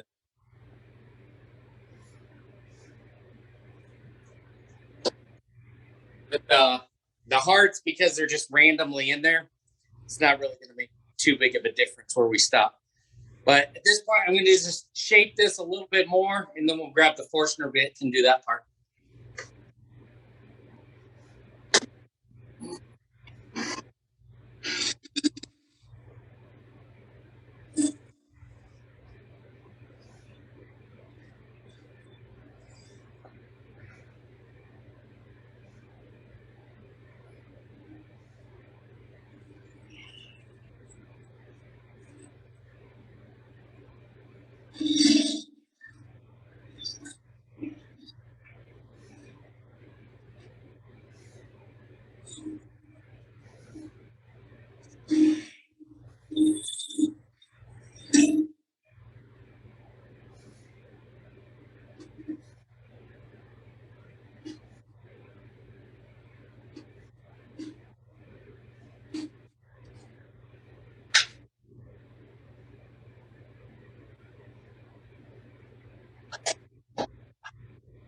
Hopefully, with any luck, I've got the right Forstner bit already on my Jacobs chuck. We'll see.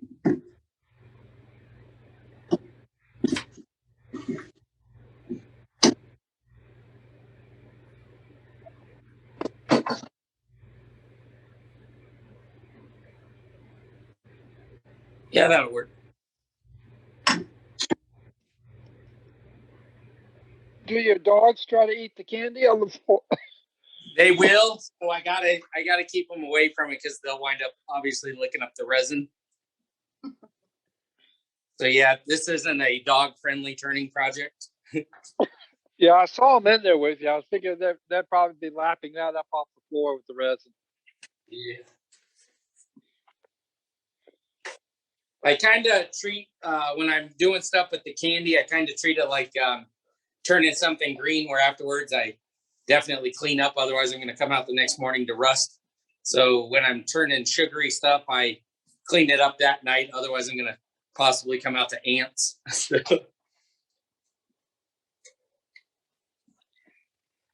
All right, let's see if we can get a decent hole bored out here. Oh, I didn't mark my bit though. That was kind of silly of me. So how far down do we want to turn? We want to turn about there.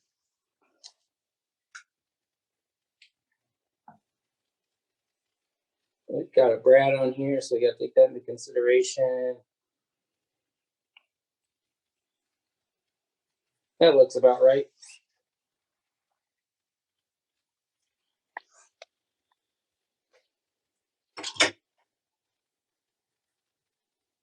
And I could have did that with a piece of tape or whatever.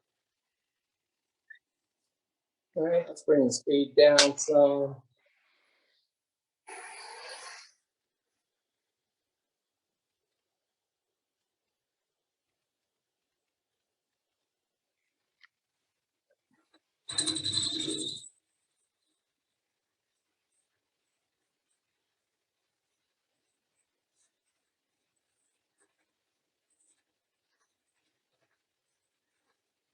Looks like whipped cream coming out of there.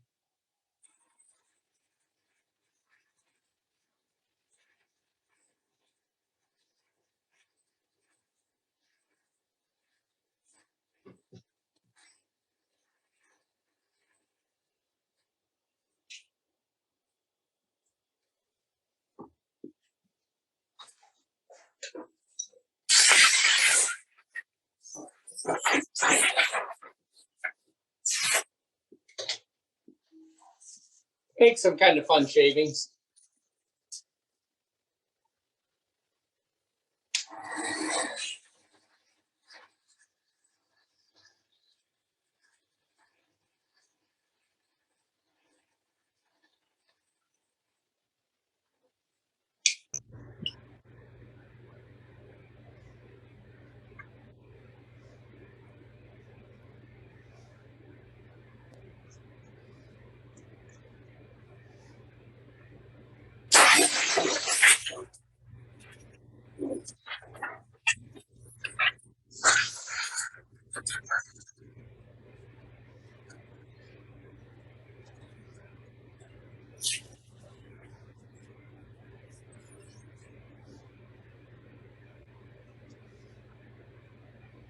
Okay, I need to put my whatchamacallit back in the tailstock. That's the technical term for it. We're going to put that in the glossary. That thingamabobber. With the left tooth shift. That's it. Okay, if these aren't in your turning shop, make sure you put some in there. Everybody needs a case of tennis balls. This is exactly why we keep tennis balls in the shop.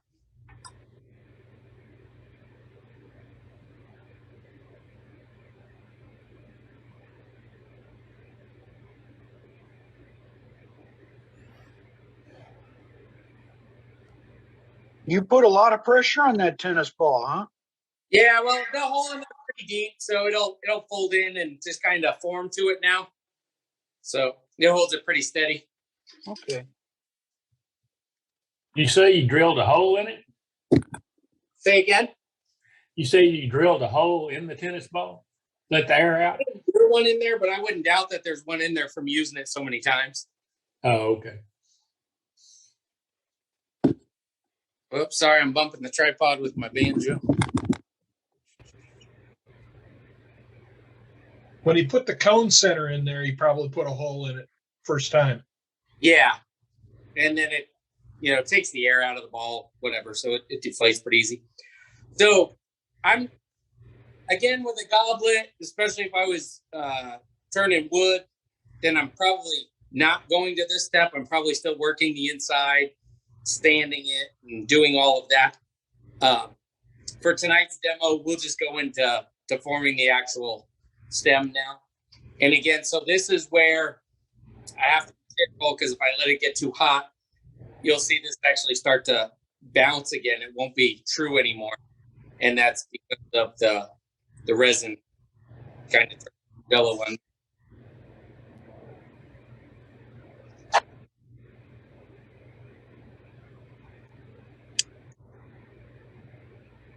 That's it. Yeah, this held pretty good though. So, need some more speed.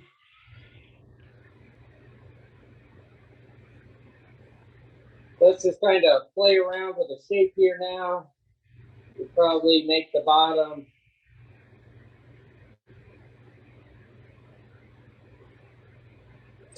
somewhere in there. Other than that, let's turn all this away.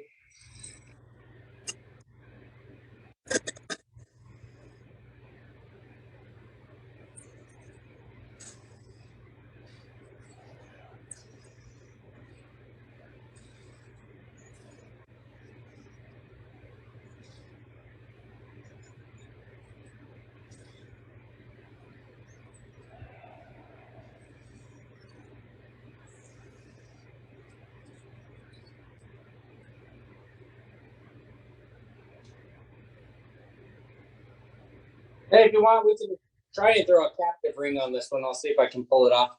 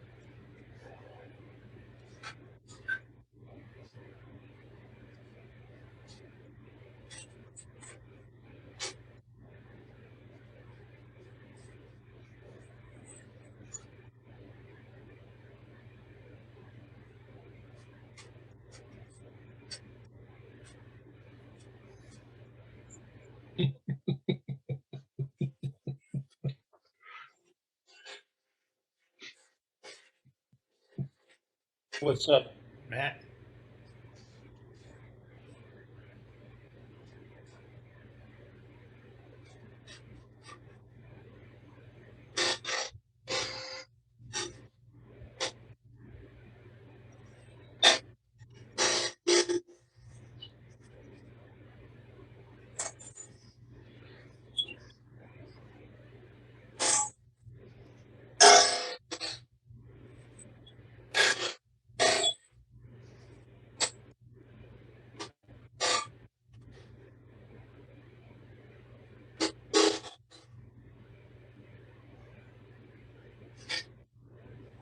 Is he like sandblasting his mask there?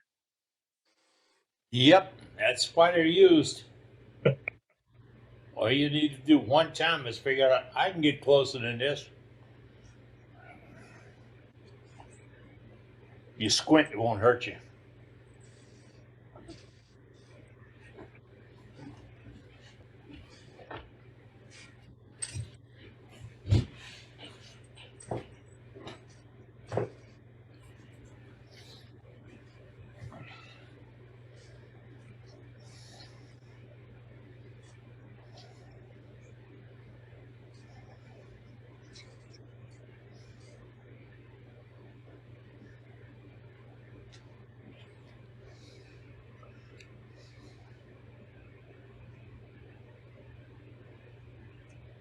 So things to take into consideration, if we're making it out of wood, obviously on the stems, daintier generally looks nicer. If you're sticking stuff in resin, you want to find the aesthetically pleasing size, but then also the aesthetically pleasing color. So it's hard for you guys to see, but as I'm looking at these hearts, I can kind of get ideas of where they're going to start to disappear. Maybe there's another heart under it that I'm looking to capture that color or whatever. But in this case, I'm seeing a lot of clear resin in here. So if I take these much further, there's not going to be much color here at all. It's just going to be resin, kind of like around the lip right here is going to be just resin. And also, like I said, the thinner I go, the softer it gets, and I start running into other problems.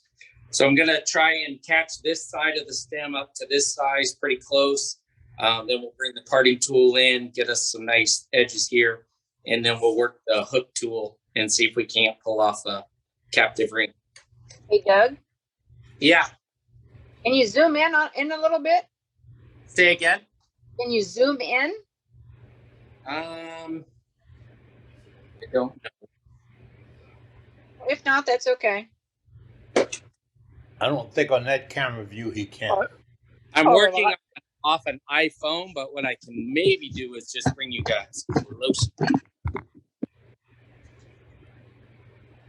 Yeah, in order for him to function, he has to see the screen, and he's on the wrong side to do that. You tell me, is that better, worse? Well, tip the camera down a little bit. Hold on, let me jump back to this side and kind of get an idea of what you guys are seeing. Yeah, that's better right there, Doug. Okay. That's pretty good. It's not washed out, and we can see the piece. Yeah, That's a good view. Yeah, I do have alternatives and whatever. better. Oh, Worse. no. Okay, and then let me do this one again. Better or worse? I say worse.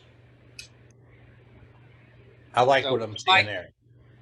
One light, not two lights. Okay. Now at this angle, once I start turning, it might just be a bunch of resin. We'll see. Everybody got your face shields on?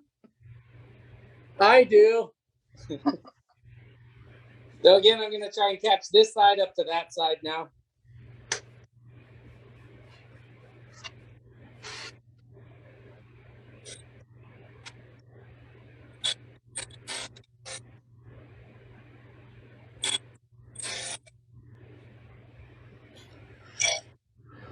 For those of you just joining us, Sergeant Doug Rowe doing our demonstration on a PC plate he poured with resin and candy hearts he got at the dollar store. This is a jump right in demonstration. Our scheduled one was, there was miscommunication. We can't do that.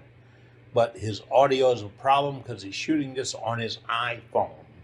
And the phone is overriding, his turning is overriding the voice.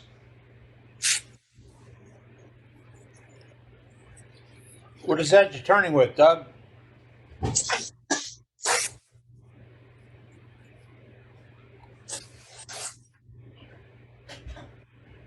Okay, now I'm going to change out to a parting tool so we can get a better shape here and see if we can make a captive ring.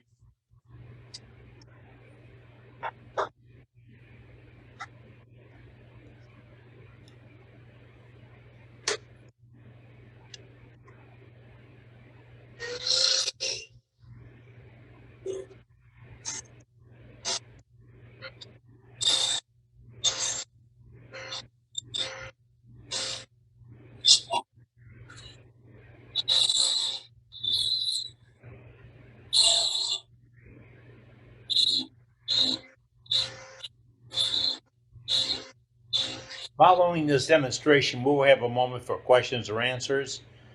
Because of the audio problems, if you hold your questions and comments until the end, we'd appreciate it.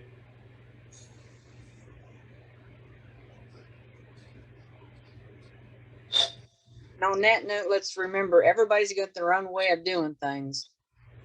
This may not be the right way, but this one works for him. And remember, Brenda, mine's always right. No, Eddie. No.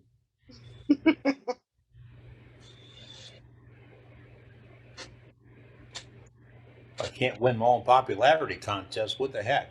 Is that anything like there's my way and then there's the wrong way? Exactly. Oh no. And of course, there's the Army way. Probably gonna be a little thick. Let's bring that a little thinner. We all know the Army way is in a class of its own. Now, be nice, people. I was being nice. I always heard it as the right way, the wrong way, and the Army way. So, yep. See, it's in a class by itself. And all my family was Navy. So, Okay, new members have to point out that Doug and many of these others have been with us since day one, almost 3 years ago. I've been knowing Doug about 5 or 6 years. He'll take a good kidding. He gives a good kidding. And I just want to thank him for not wearing a skirt tonight. I mean, Hey, I'm telling you, Brenda's gonna order that pink one for me. That full man suit. You better not. With the little pink purse. for those of you who have missed it, you're lucky. But Doug has he has entertained us in the past. Well, I look at it like this. Your tax dollars bought those clothes. So it's only fair to you that you get to see them. That's beautiful, Doug. That's beautiful. Okay, so what I'm using now, that's just a hook tool, pretty much for making captive rings. Did you buy it or do you make it? This one I bought a lathe at a garage sale that I did not really need or want. I wanted the tools that went with it, and this was one of them. So that's I love it. If I it a look Sorby? at it is, so if I go off the handle, it is a store-bought one. Now, of course, I have no idea if that person pulled the steel out and made their own or not, but it appears to be all factory. This one is a Crown Tools. Crown. Yep. So let me make sure I'm lined up here. I'm going to try and get this just a tad closer. I don't think I've ever seen one of these used. Well, I can't promise you you're about to see it used correctly, but I can promise you you're about to see it get used. And how will we know if I'm not using it correctly? This ring will break. Yeah, Crown has a tool that looks exactly like that on their website. So that's probably exactly what it is.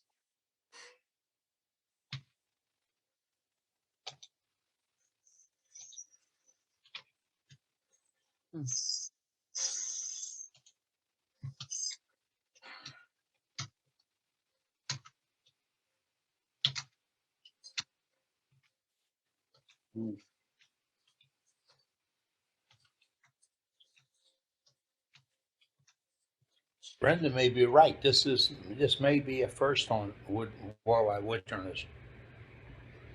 There it went.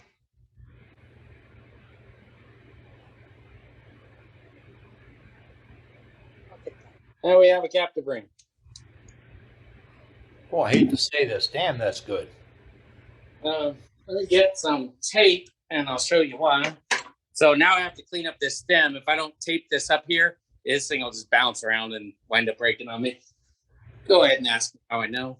Hey, Doug. Yeah.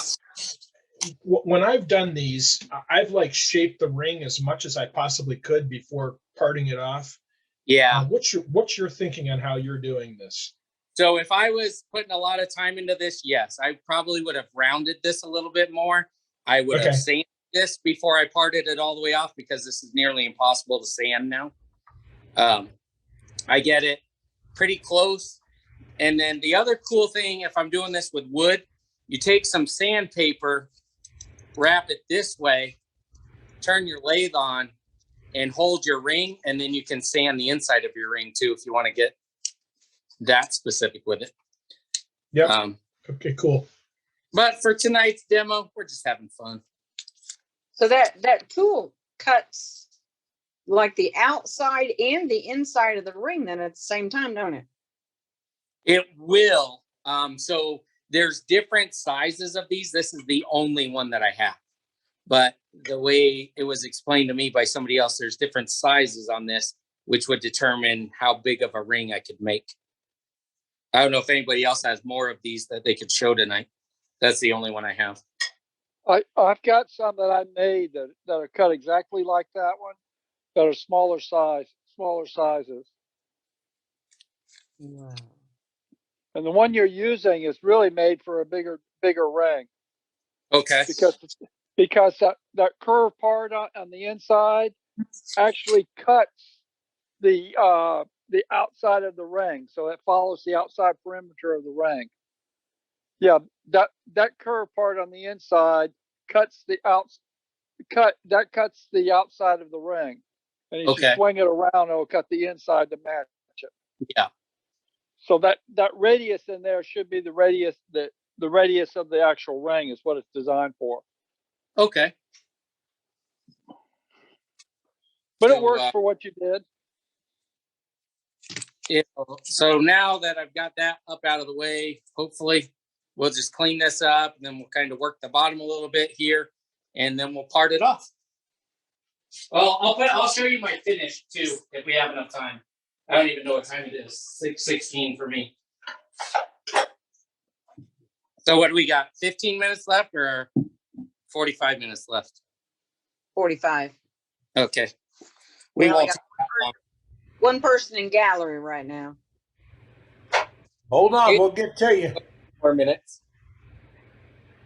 Check everything, make sure nothing's touching.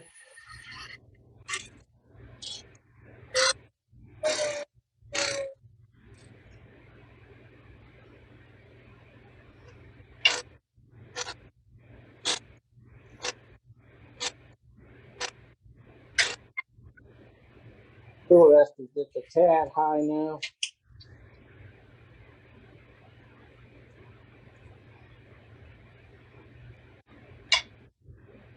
That feels better.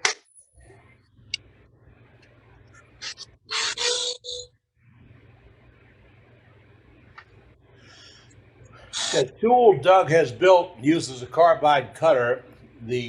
When he put the seat on, the end where the cutter attaches, he cut it at a 45-degree angle to the base angle of the tool, which means he is riding an edge right now. Gives him ultimate control. He's not married to any flat surfaces. He doesn't have to kick it up on the shoulder. It's on a shoulder. And he has ultimate control of tipping that cutter on the side to do a slicing cut. Look at the cut that's coming off. That's not plowing, he's slicing.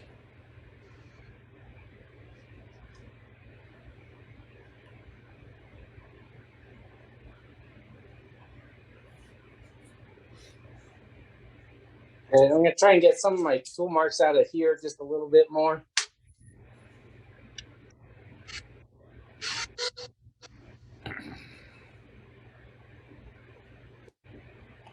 He's approaching that material with that cutter on an angle, so it makes a very fine edge cut.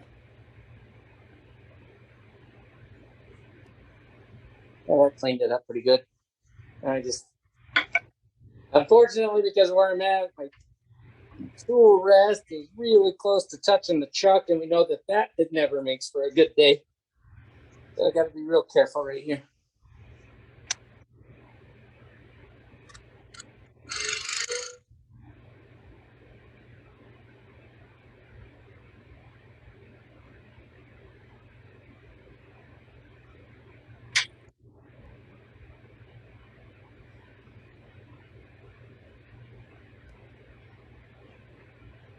I think that'll work for today's project.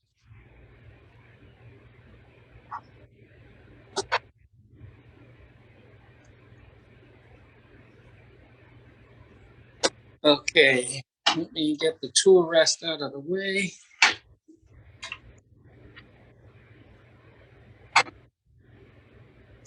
Get the nest out of the way.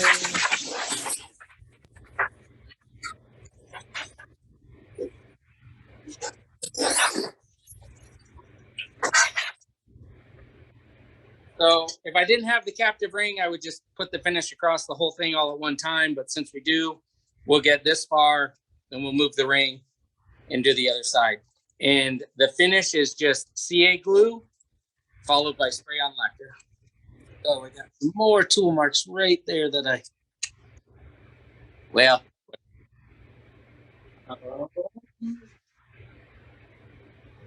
You know where they are when you put that CA glue on there.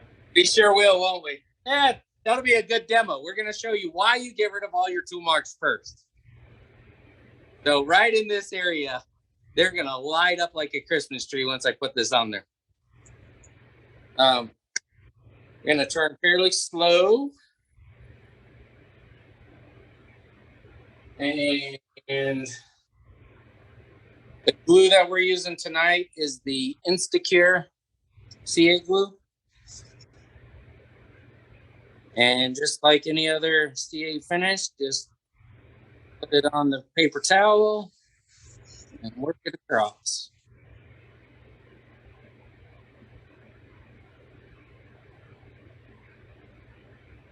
Go back and clean it up so it's nice and smooth now. I noticed Doug is a brave man because he's doing this without nitro gloves. Yeah. And I use the term brave, Doug, remember. I do need to do those turn on the fan because the fumes are killing me. Okay. That's better. Except for now, I just blew dust all over it.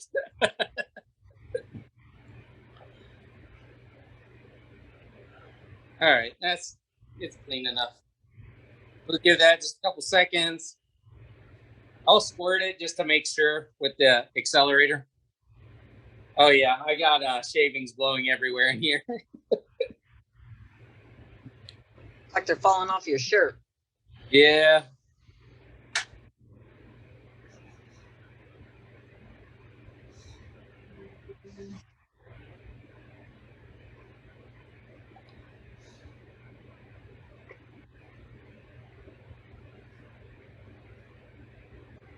For new CA users, don't rush the accelerant.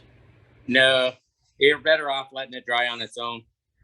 And then, so with the candy and the pencils, I do not sand them first. All it will do is dig into the candy and make a bunch of lines. With the pencils, it just smears it. With the really low grits with the pencils, you can get away with it. But what's the point if you're not going to get a smooth finish anyway? But you go with the CA first, and then normally I would then jump right into about a 1500 or maybe even a 2000 grit sandpaper, just real lightly across that glue, and I can get a really smooth finish that way. And then after that, when I sand, well, actually, let me just grab a piece and I'll show you.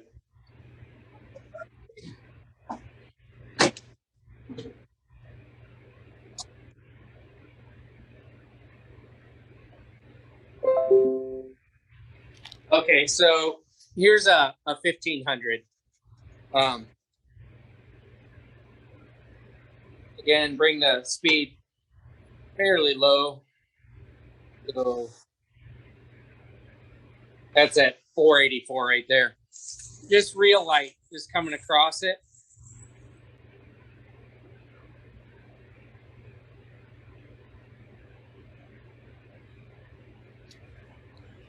Keep in mind, this is the hardest finish you'll put on. And I'm saying hard. And now this is really smooth right in here, okay? I know you can't see that or feel it. All you can do is see it. But I promise you this is much smoother than this side would be. Well, especially because there's no glue on that side. But then what I find with the CA finish, when I sand it up, sometimes I still get some like cloudy white spots in there. from the dust that I can't ever really get off, even with spraying it or whatever. So my fix for that is just a quick spray on lacquer, and then it's as clear as glass.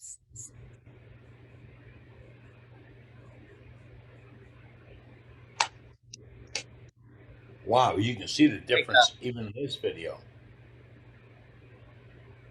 And just I don't fully understand how that works. I just know it works. And anyway, that'll just take a couple of minutes to dry. And well, that's now get this unwrapped. It fills in the holes, Doug. Okay, there you go. What he said, it fills in the holes. Yep, I usually protect my lathe bed when I'm spraying lacquer on the lathe, but that's up to you. I was thinking the same thing. I have a lathe diaper that's on mine, so I don't. Yeah. Although Matt tells me he doesn't like that term, lathe diaper, it works. That's untrue, Eddie. I'm entertained. I just never had heard it before.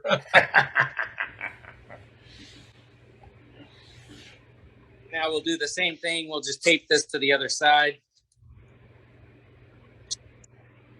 Hey, on that note of the diaper, while he's taping that down, anytime you're in the hospital, and I seen somebody was just in the hospital, had some foot surgery or whatever, those plastic bed cover things that they put underneath of you, you know? They send Are they waterproof? Yes. Yeah, they're wee proof. Yes. Yes. At the end of, when you get ready to go home, everything in the room, take them home with you. I got surgical tools the last time my dad had something in the hospital because they were going to just pitch them. Oh my goodness. Yeah, see, they have to throw all that away, whether it's new, opened up, not opened up. Don't matter. Yeah, they can't even autoclave like the things they stitch you up with. Yeah, that was shocking to me. Wow. Those things make great bed covers. Brenda, I use craft foam, fun foam that sold in the hobby stores to cover up the bedways. Oh, there you go. Or even so I don't know if you guys can see it on there, probably not, but right in here, there's some where the glue came over and it really accentuated the tool marks that were left right there. But I don't think I'm close enough for you guys to see that. But again, that's why you want to get rid of all your sand marks and tool marks and everything before your final finish goes on. Otherwise, it just accentuates it. We can see where the finish changes. That's for sure. Yeah, right about it. So I'm going to go ahead and work this just a little bit more before I throw the finish on that side. Whoops, sorry about that. The banjo and the tripod are talking to each other here. Probably somewhere right about there's what we're going to guess.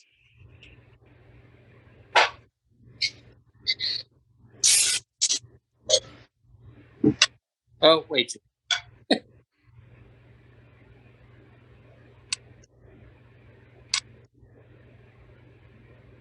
Yeah. Right. Different tools, different heights, folks.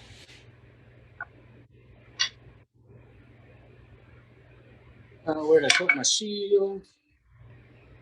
While Doug's rigging up on this, a few moments ago, we heard some pretty good tips and tricks.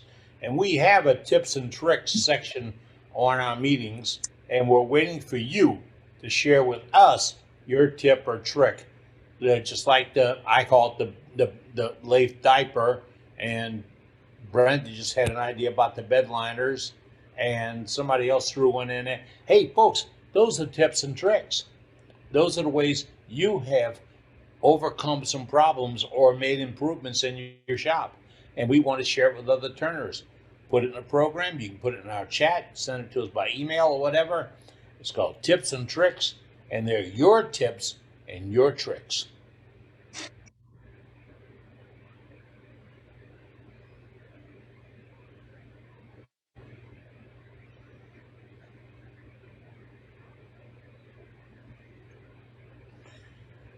Andy, you must like this. This is design opportunities right here.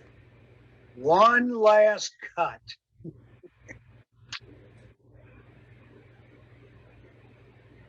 So I don't know if you guys can see it in the camera or not of this shaking, but this is already out of round. And it's because of that stem got soft on me.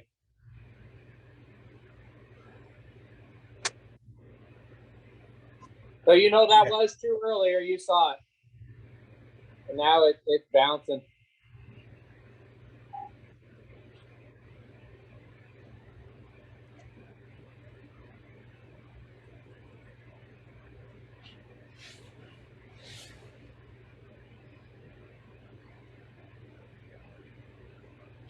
Was that from heat or just the, the resin, or why did it get soft? I think it's that it gets soft. It gets too hot when I'm doing stuff. That's my theory anyway. But yeah, could it have been the go ahead and finish it up. Could it have been the CA glue and heat generated in the curing? That might have something to do with it, but I've had it happen to me before I even put the CA on there. But I'm sure the heat doesn't help with the heat at all. It looks like the tennis ball has come out of the cup a little bit too, so that may have something to do with it.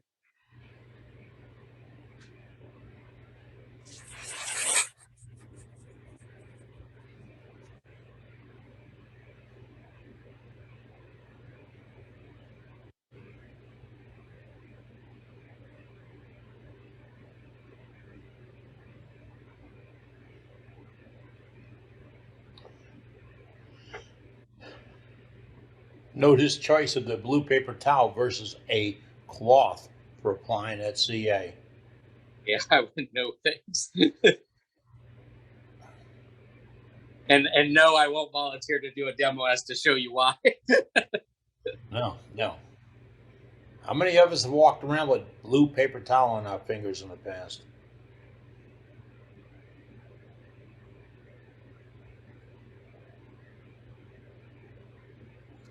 Eddie and Doug, if you use that fun foam that I mentioned earlier, that does not allow the CA to soak through because it's closed cell, and therefore you won't have a problem getting your fingers in it. That's a good move.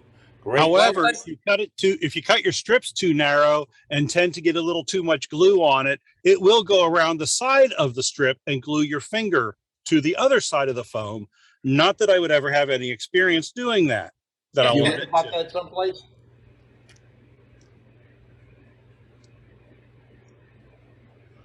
See, folks, our membership reads all kinds of stuff and shares it with us. It's not that they would do it or it happened to them.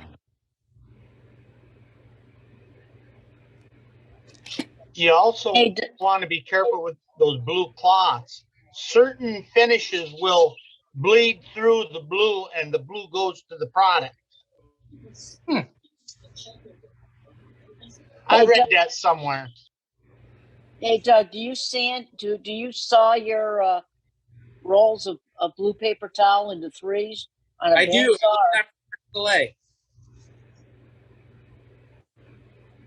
I'm running mine through the belt sand, through the bandsaw. Yep, that's how I do mine. Yep, knock down. That's Mark Soleil tips and tricks. I learned that on. Now, be careful cutting a roll on the bandsaw, folks. Remember, it will feed itself in a heartbeat. You have to back feed it. Now, I'll take a roll of that blue tape, and I want different thicknesses, and I'll put it on the lathe with a skew and cut different thicknesses on it.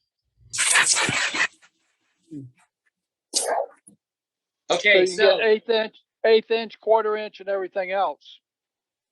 Wow. Here's my poor man's way of protecting my lathe when I'm going to spray. Just grab one of the flats that the 6 packs of soda came in or whatever. That works out pretty good. Soda. Yeah, right. I'll do that for you, man. Empty ice cream boxes. Yep.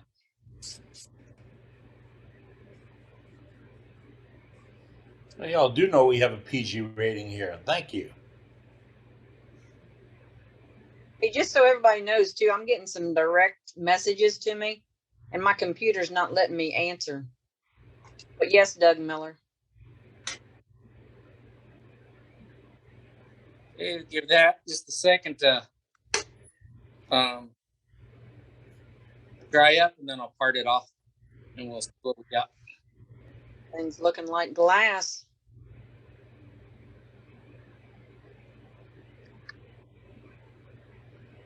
I hate to say it, but always keep in mind a finish is a finish, and Doug's going to buy it right way. Don't rush it. Don't push it. You can't get more out of it than you put into it. So I don't know if anything comes in a bottle that'll save the bad work. And he was talking about the tool marks on it. You have no idea how much they will jump out at you if they're not knocked down flat. So get them down.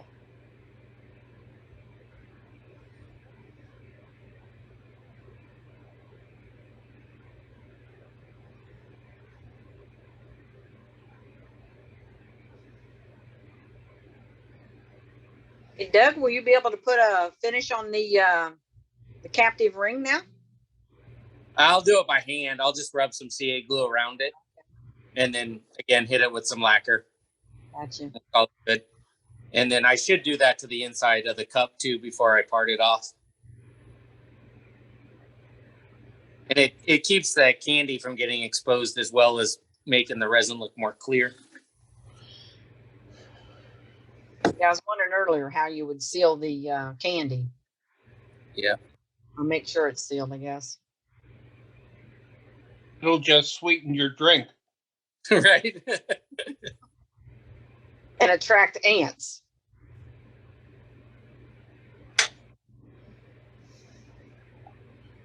Yeah. Oh, there's still a little spot. Now there's fingerprints in it. Patrick Horgan knows this deal. He says if you're looking for a tray, it's a Bud soda tray. So Bud must be the brand of the soda that he likes.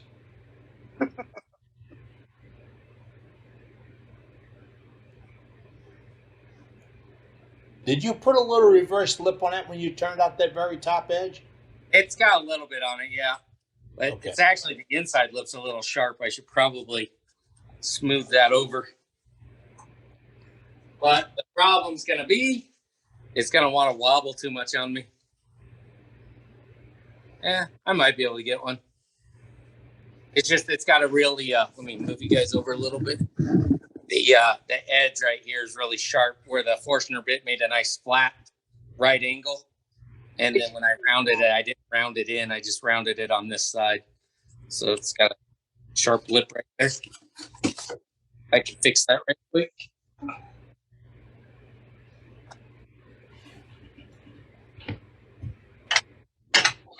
I keep saying we're almost done, and I'm like, oh yeah, what about this part? We have about 22 minutes to pull the plug time. We have plenty of time to do that and do a little gallery. Stick with us, folks. If you want to add something to the program, put it in the chat. We'll pick it up and put it in there. And if you got something to add or questions for Doug, stick around. We'll get to that when the audio gets a little bit better when he's not turning. We got 3 guys up on gallery for now. Well, I hope Bob Moffat's not one of them. I mean, that's it. You know, he comes up with some stuff.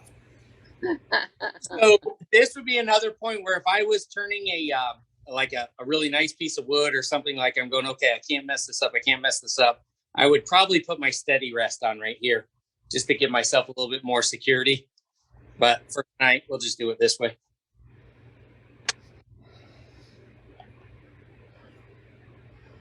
It's the first cut that's going to make the decision here, folks. Feeling brave. Couldn't you just sand that out? That's what I was wondering. Well, you know, there's another term for brave. It starts with an S and ends with a D.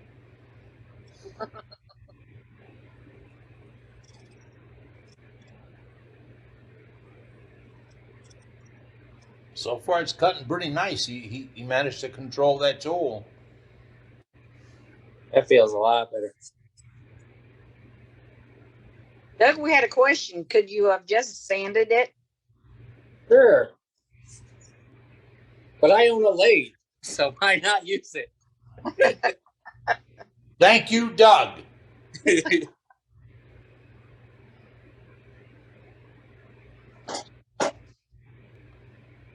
It is all a matter of understanding how the tool cuts.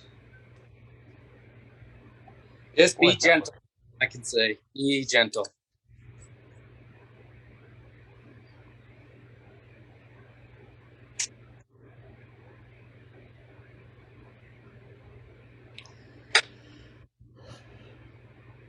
I've been knowing Doug a long time. When I first met him, he had a new lathe. Look how ugly that thing is now. Yeah, it's got some miles on it, that's for sure. Doug emailed me from the sand. He's coming back to the U.S. He's going to buy a 3520 from Powermatic, and we became friends right then and there. And then I jumped up to the 4224 or whatever this thing is, and that's what I wound up buying. Well, I didn't realize you got the little things on a big lathe, but I can't make big things on a little lathe, so I went big.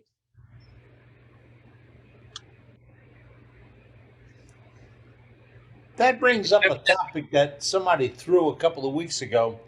To do a poll or a survey and see what folks turn on, what machines they like, what they prefer, what they've had. I don't know, brag. I've had 12 lathes in and out of my shop in my career. And I begged for a one-way, and somebody gave me one.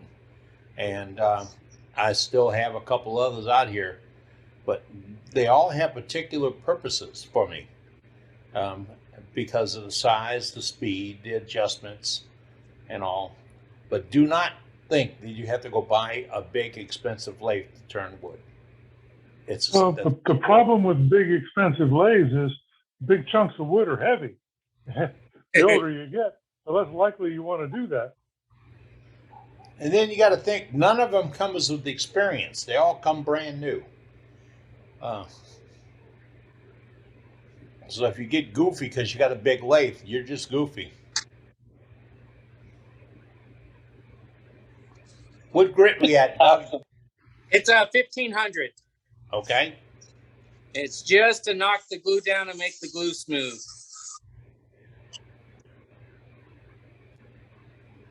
That's the fun of it.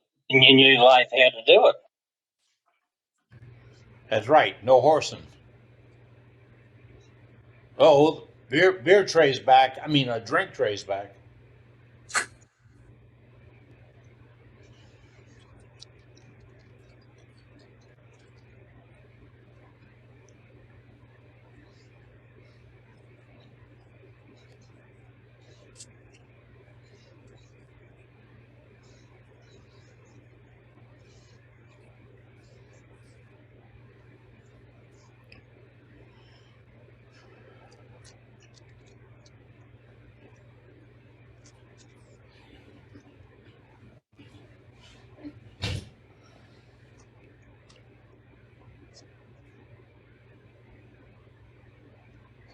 Can't get over how shiny it is and how it looks like glass.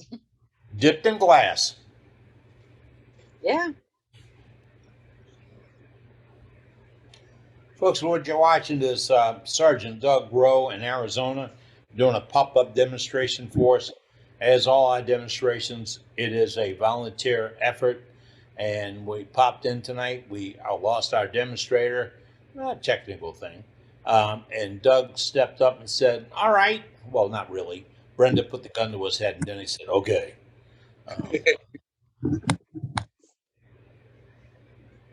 She didn't threaten anything, folks, but he just knew what he was in for if it didn't work out. And you can do a demonstration here with us. Any member can do a demonstration with us. Just ask and tell us what you want to do, and we'll work with you to get it in there. This is being shot on an iPhone, and Doug Mill is one of our major followers, and Doug has done demonstrations on iPhone. It's on the internet. This Doug here has two, so you're not limited by what you have. It's you're only limited by your want.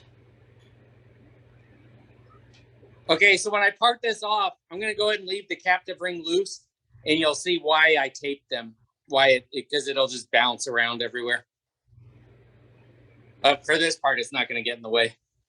It doesn't like bouncing.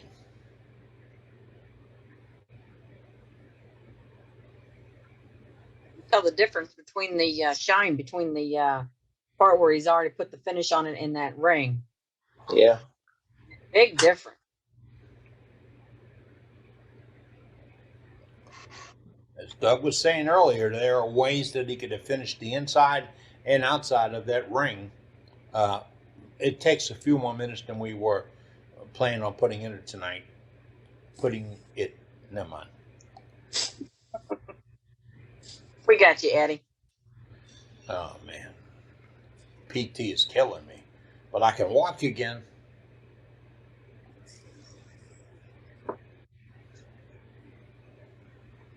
Now, if I'd only play piano, I'd be happy. But you can work a lathe. I can make it talk. There you go. You don't need a piano. Doug, you gonna catch that? I'm waiting for that, Matt. I'm waiting for that third hand to come out. Yeah. Where is it when you need right it? now? You see it? It's wobbling. He could use that box and put some, foam or something in it. Rut row. Here it comes.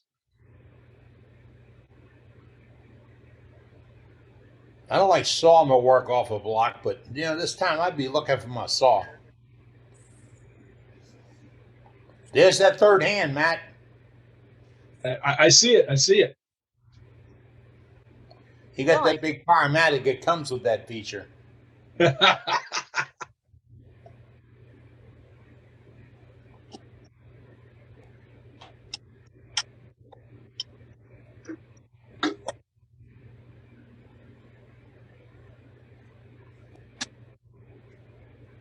All right. Hang the field up and bring us back up to a somewhat normal level. Get that. It's candy from the dollar store. Nice job. Marvelous. That's cool. The bottom obviously needs to be cleaned up, but So do you put sweet drinks in that thing? I don't know that I would trust it to drink out of, maybe, but they make good conversation pieces. What is that made out of? Candy. Really? Yep. Do you send that one to your mama with no note to explain it? No, actually, somebody was saying Mother's Day is this Sunday, and I do need to get her something. Maybe I just made it for her. Yeah. I think. Yeah. Well, that's tonight's demos. If anybody's got any questions, I'll answer them. But otherwise, the gallery's probably cooler. Well, Any thank you questions? very much. That was great. Great job, Doug. Thank you. Good demo, Doug. Thanks. Nice demo. Thanks, Doug. Yeah. Real good. Thank you, Doug. And Doug popped in on this one. This was not planned demo. Doug just came to our rescue. And talk about it. Look, if they ask for you to give up some money for a FundMe account for Doug, no, don't do it. He has been known to buy. He has been known. That's all I got to say. He has been known. And we really loved it.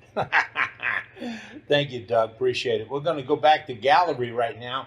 We have a few folks that said I have a gallery ad in the show. All you have to do right now, Brenda's going to call your name out. You need to start talking so we can find you in the crowd and put you up on the spotlight. So, Brenda, who's up? I have found the next one. The next one is Doug Miller. Right, There we go. There he is. Sorry, I came in a bit late. I got distracted on something else. But anyway, I did have a couple of things I got done this week that I wanted to share with you. One, the bowl that I shared with you last week, it came out real nice. And you can see it's got a big hole in the side. Very intentional. It came out pretty good. My theory of leaving the wall extra thick and cutting it out worked real well. It helped keep down the vibration. However, to thin that wall out afterwards is a pain. Really slow, really arduous, and nerve wracking. So I'm going to go back, and my next one will be quite a bit different. Ended up leaving this in the chuck on the lathe to cut that slot out. I was not able to clamp it well enough to cut it out off of the lathe. So that's how I did that. Simple wax finish. Got a pretty nice chatoyant. It's on both sides. It is Kinda nice. fun. Flash, flash. Yeah. Nice and heavy because it is a yarn bowl that is going to be used. And then was issued a challenge by my friends over in England. They do a hashtag week.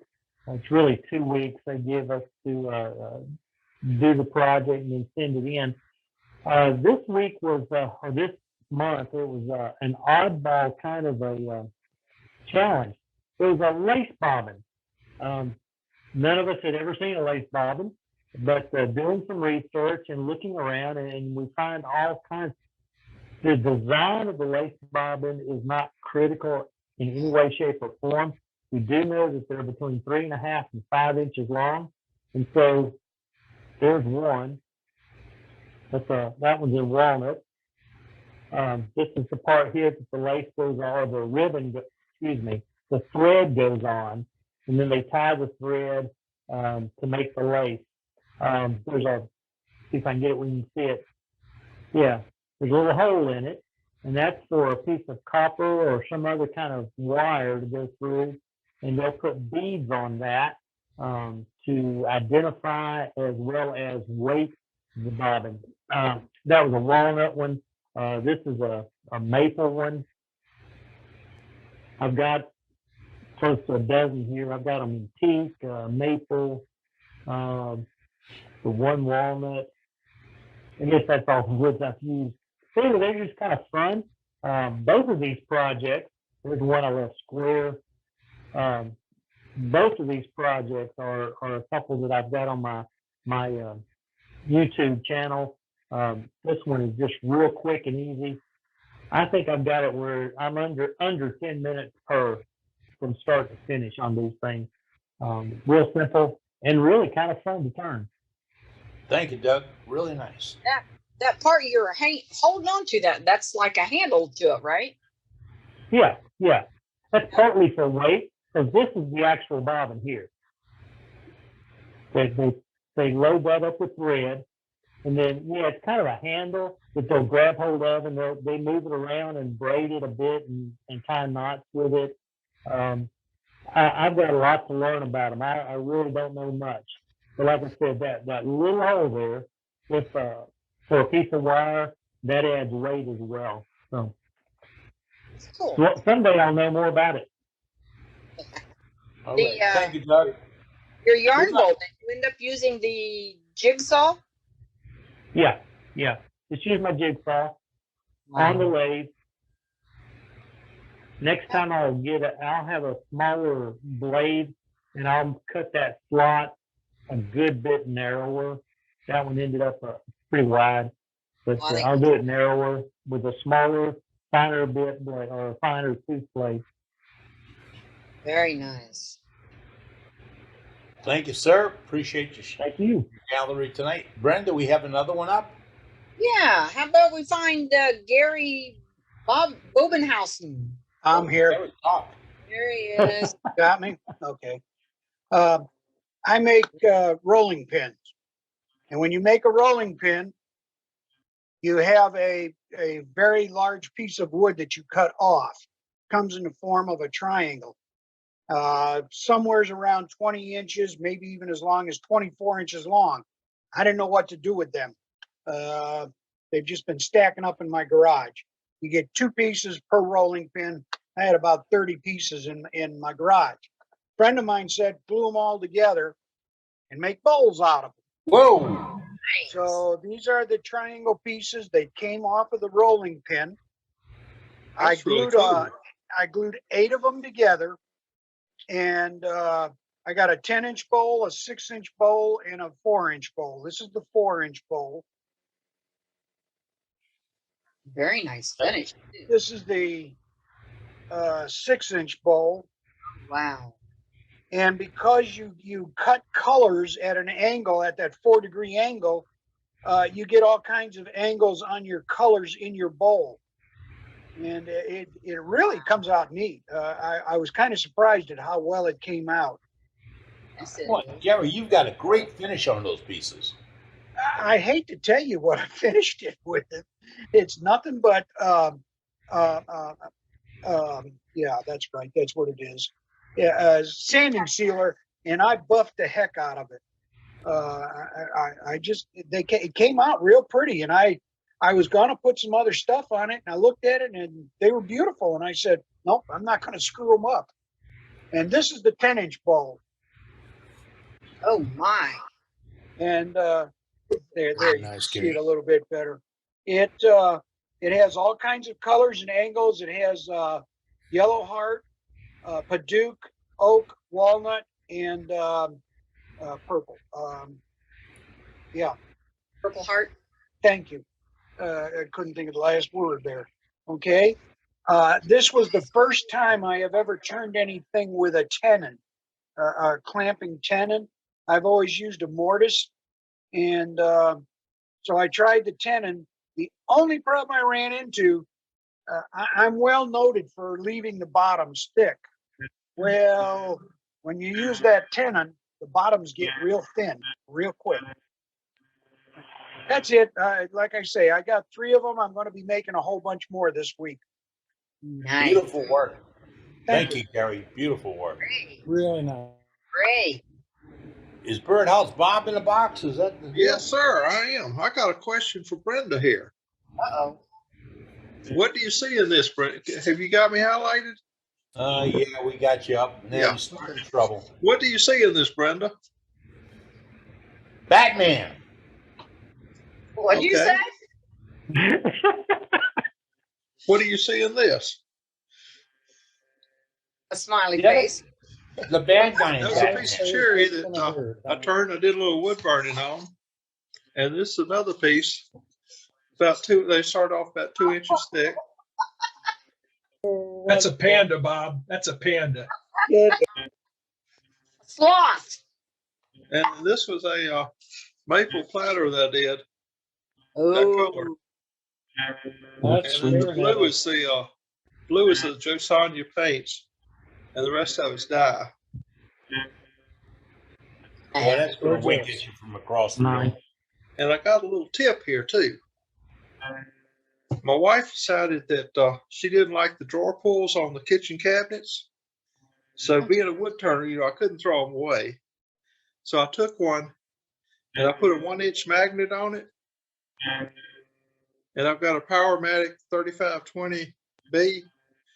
And I put this on the little button that locks the spindle and push it in. And this is bigger than the button is. So it'll hold it in and then just tilt it and it comes right back out. So if you need, That's the idea. it's just an old drawer pull with a 1-inch magnet on it. That's a great idea. I got 1-inch magnets. Bill, I used to. It's a lot I less used to- trouble than using that little slide thing on there. I don't have the slide thing. I just made a little wood thing with piece of 2 magnets on it that goes on it, very similar to that. But I like that idea Okay. better. Thanks, Bob. Well, this got chrome trim on it too. Now I hear you. I'm impressed. Bling, bling. Like the Now, if you got world's more of largest- those, I'd like to see one on a birdhouse. There you go. Thank you, Bob. Great idea. Great tip. All right. Brenda, does that catch us up on gallery tonight? Yeah, I think that gets us all done. All right. Well, it's getting to be about that time, folks. We normally try to pull a plug at 9 o'clock Central Time. This, as I said before, this can run into a long, long time. And we just invite folks to the tailgate to join us each week. We've mentioned that if you've got something for tips and tricks, send it to us. We're collecting those pens for the 22 pens. If you got a photograph of your work, email it to us at the club address. If you got an idea for the glossary or a term to go on a glossary, send it to us. We've got a lot going on here, and it's all because it's your wood turning club. We're going to start the survey of what are you turning on next week. It's already started. It got started before we ever said anything about it, but we're going to start it next week. What are you turning on? And that's next week's. It's going to be a question. It's not the demonstration. We have a good demonstration. Thank you, Doug Rowe, for the one you gave us tonight. It was very good, informative, and wants to make a goblet out of candy. So, above all else, folks, if you go out and play in the shop this week, please be safe. Until next week, good night, John Boy. Take care. Good night, Good night, everyone. all. Good Night, night, everybody. everybody. Have a great week. Night, Cam Eddie. Yeah, plenty of time left, Eddie. It's only 7 o'clock here. Night, everyone. Hey, everyone. Good night, all. Night all. All right, everybody. Good night. Get the chat. Save I the know. chat. Now you'll know what I mean about Doug causing problems.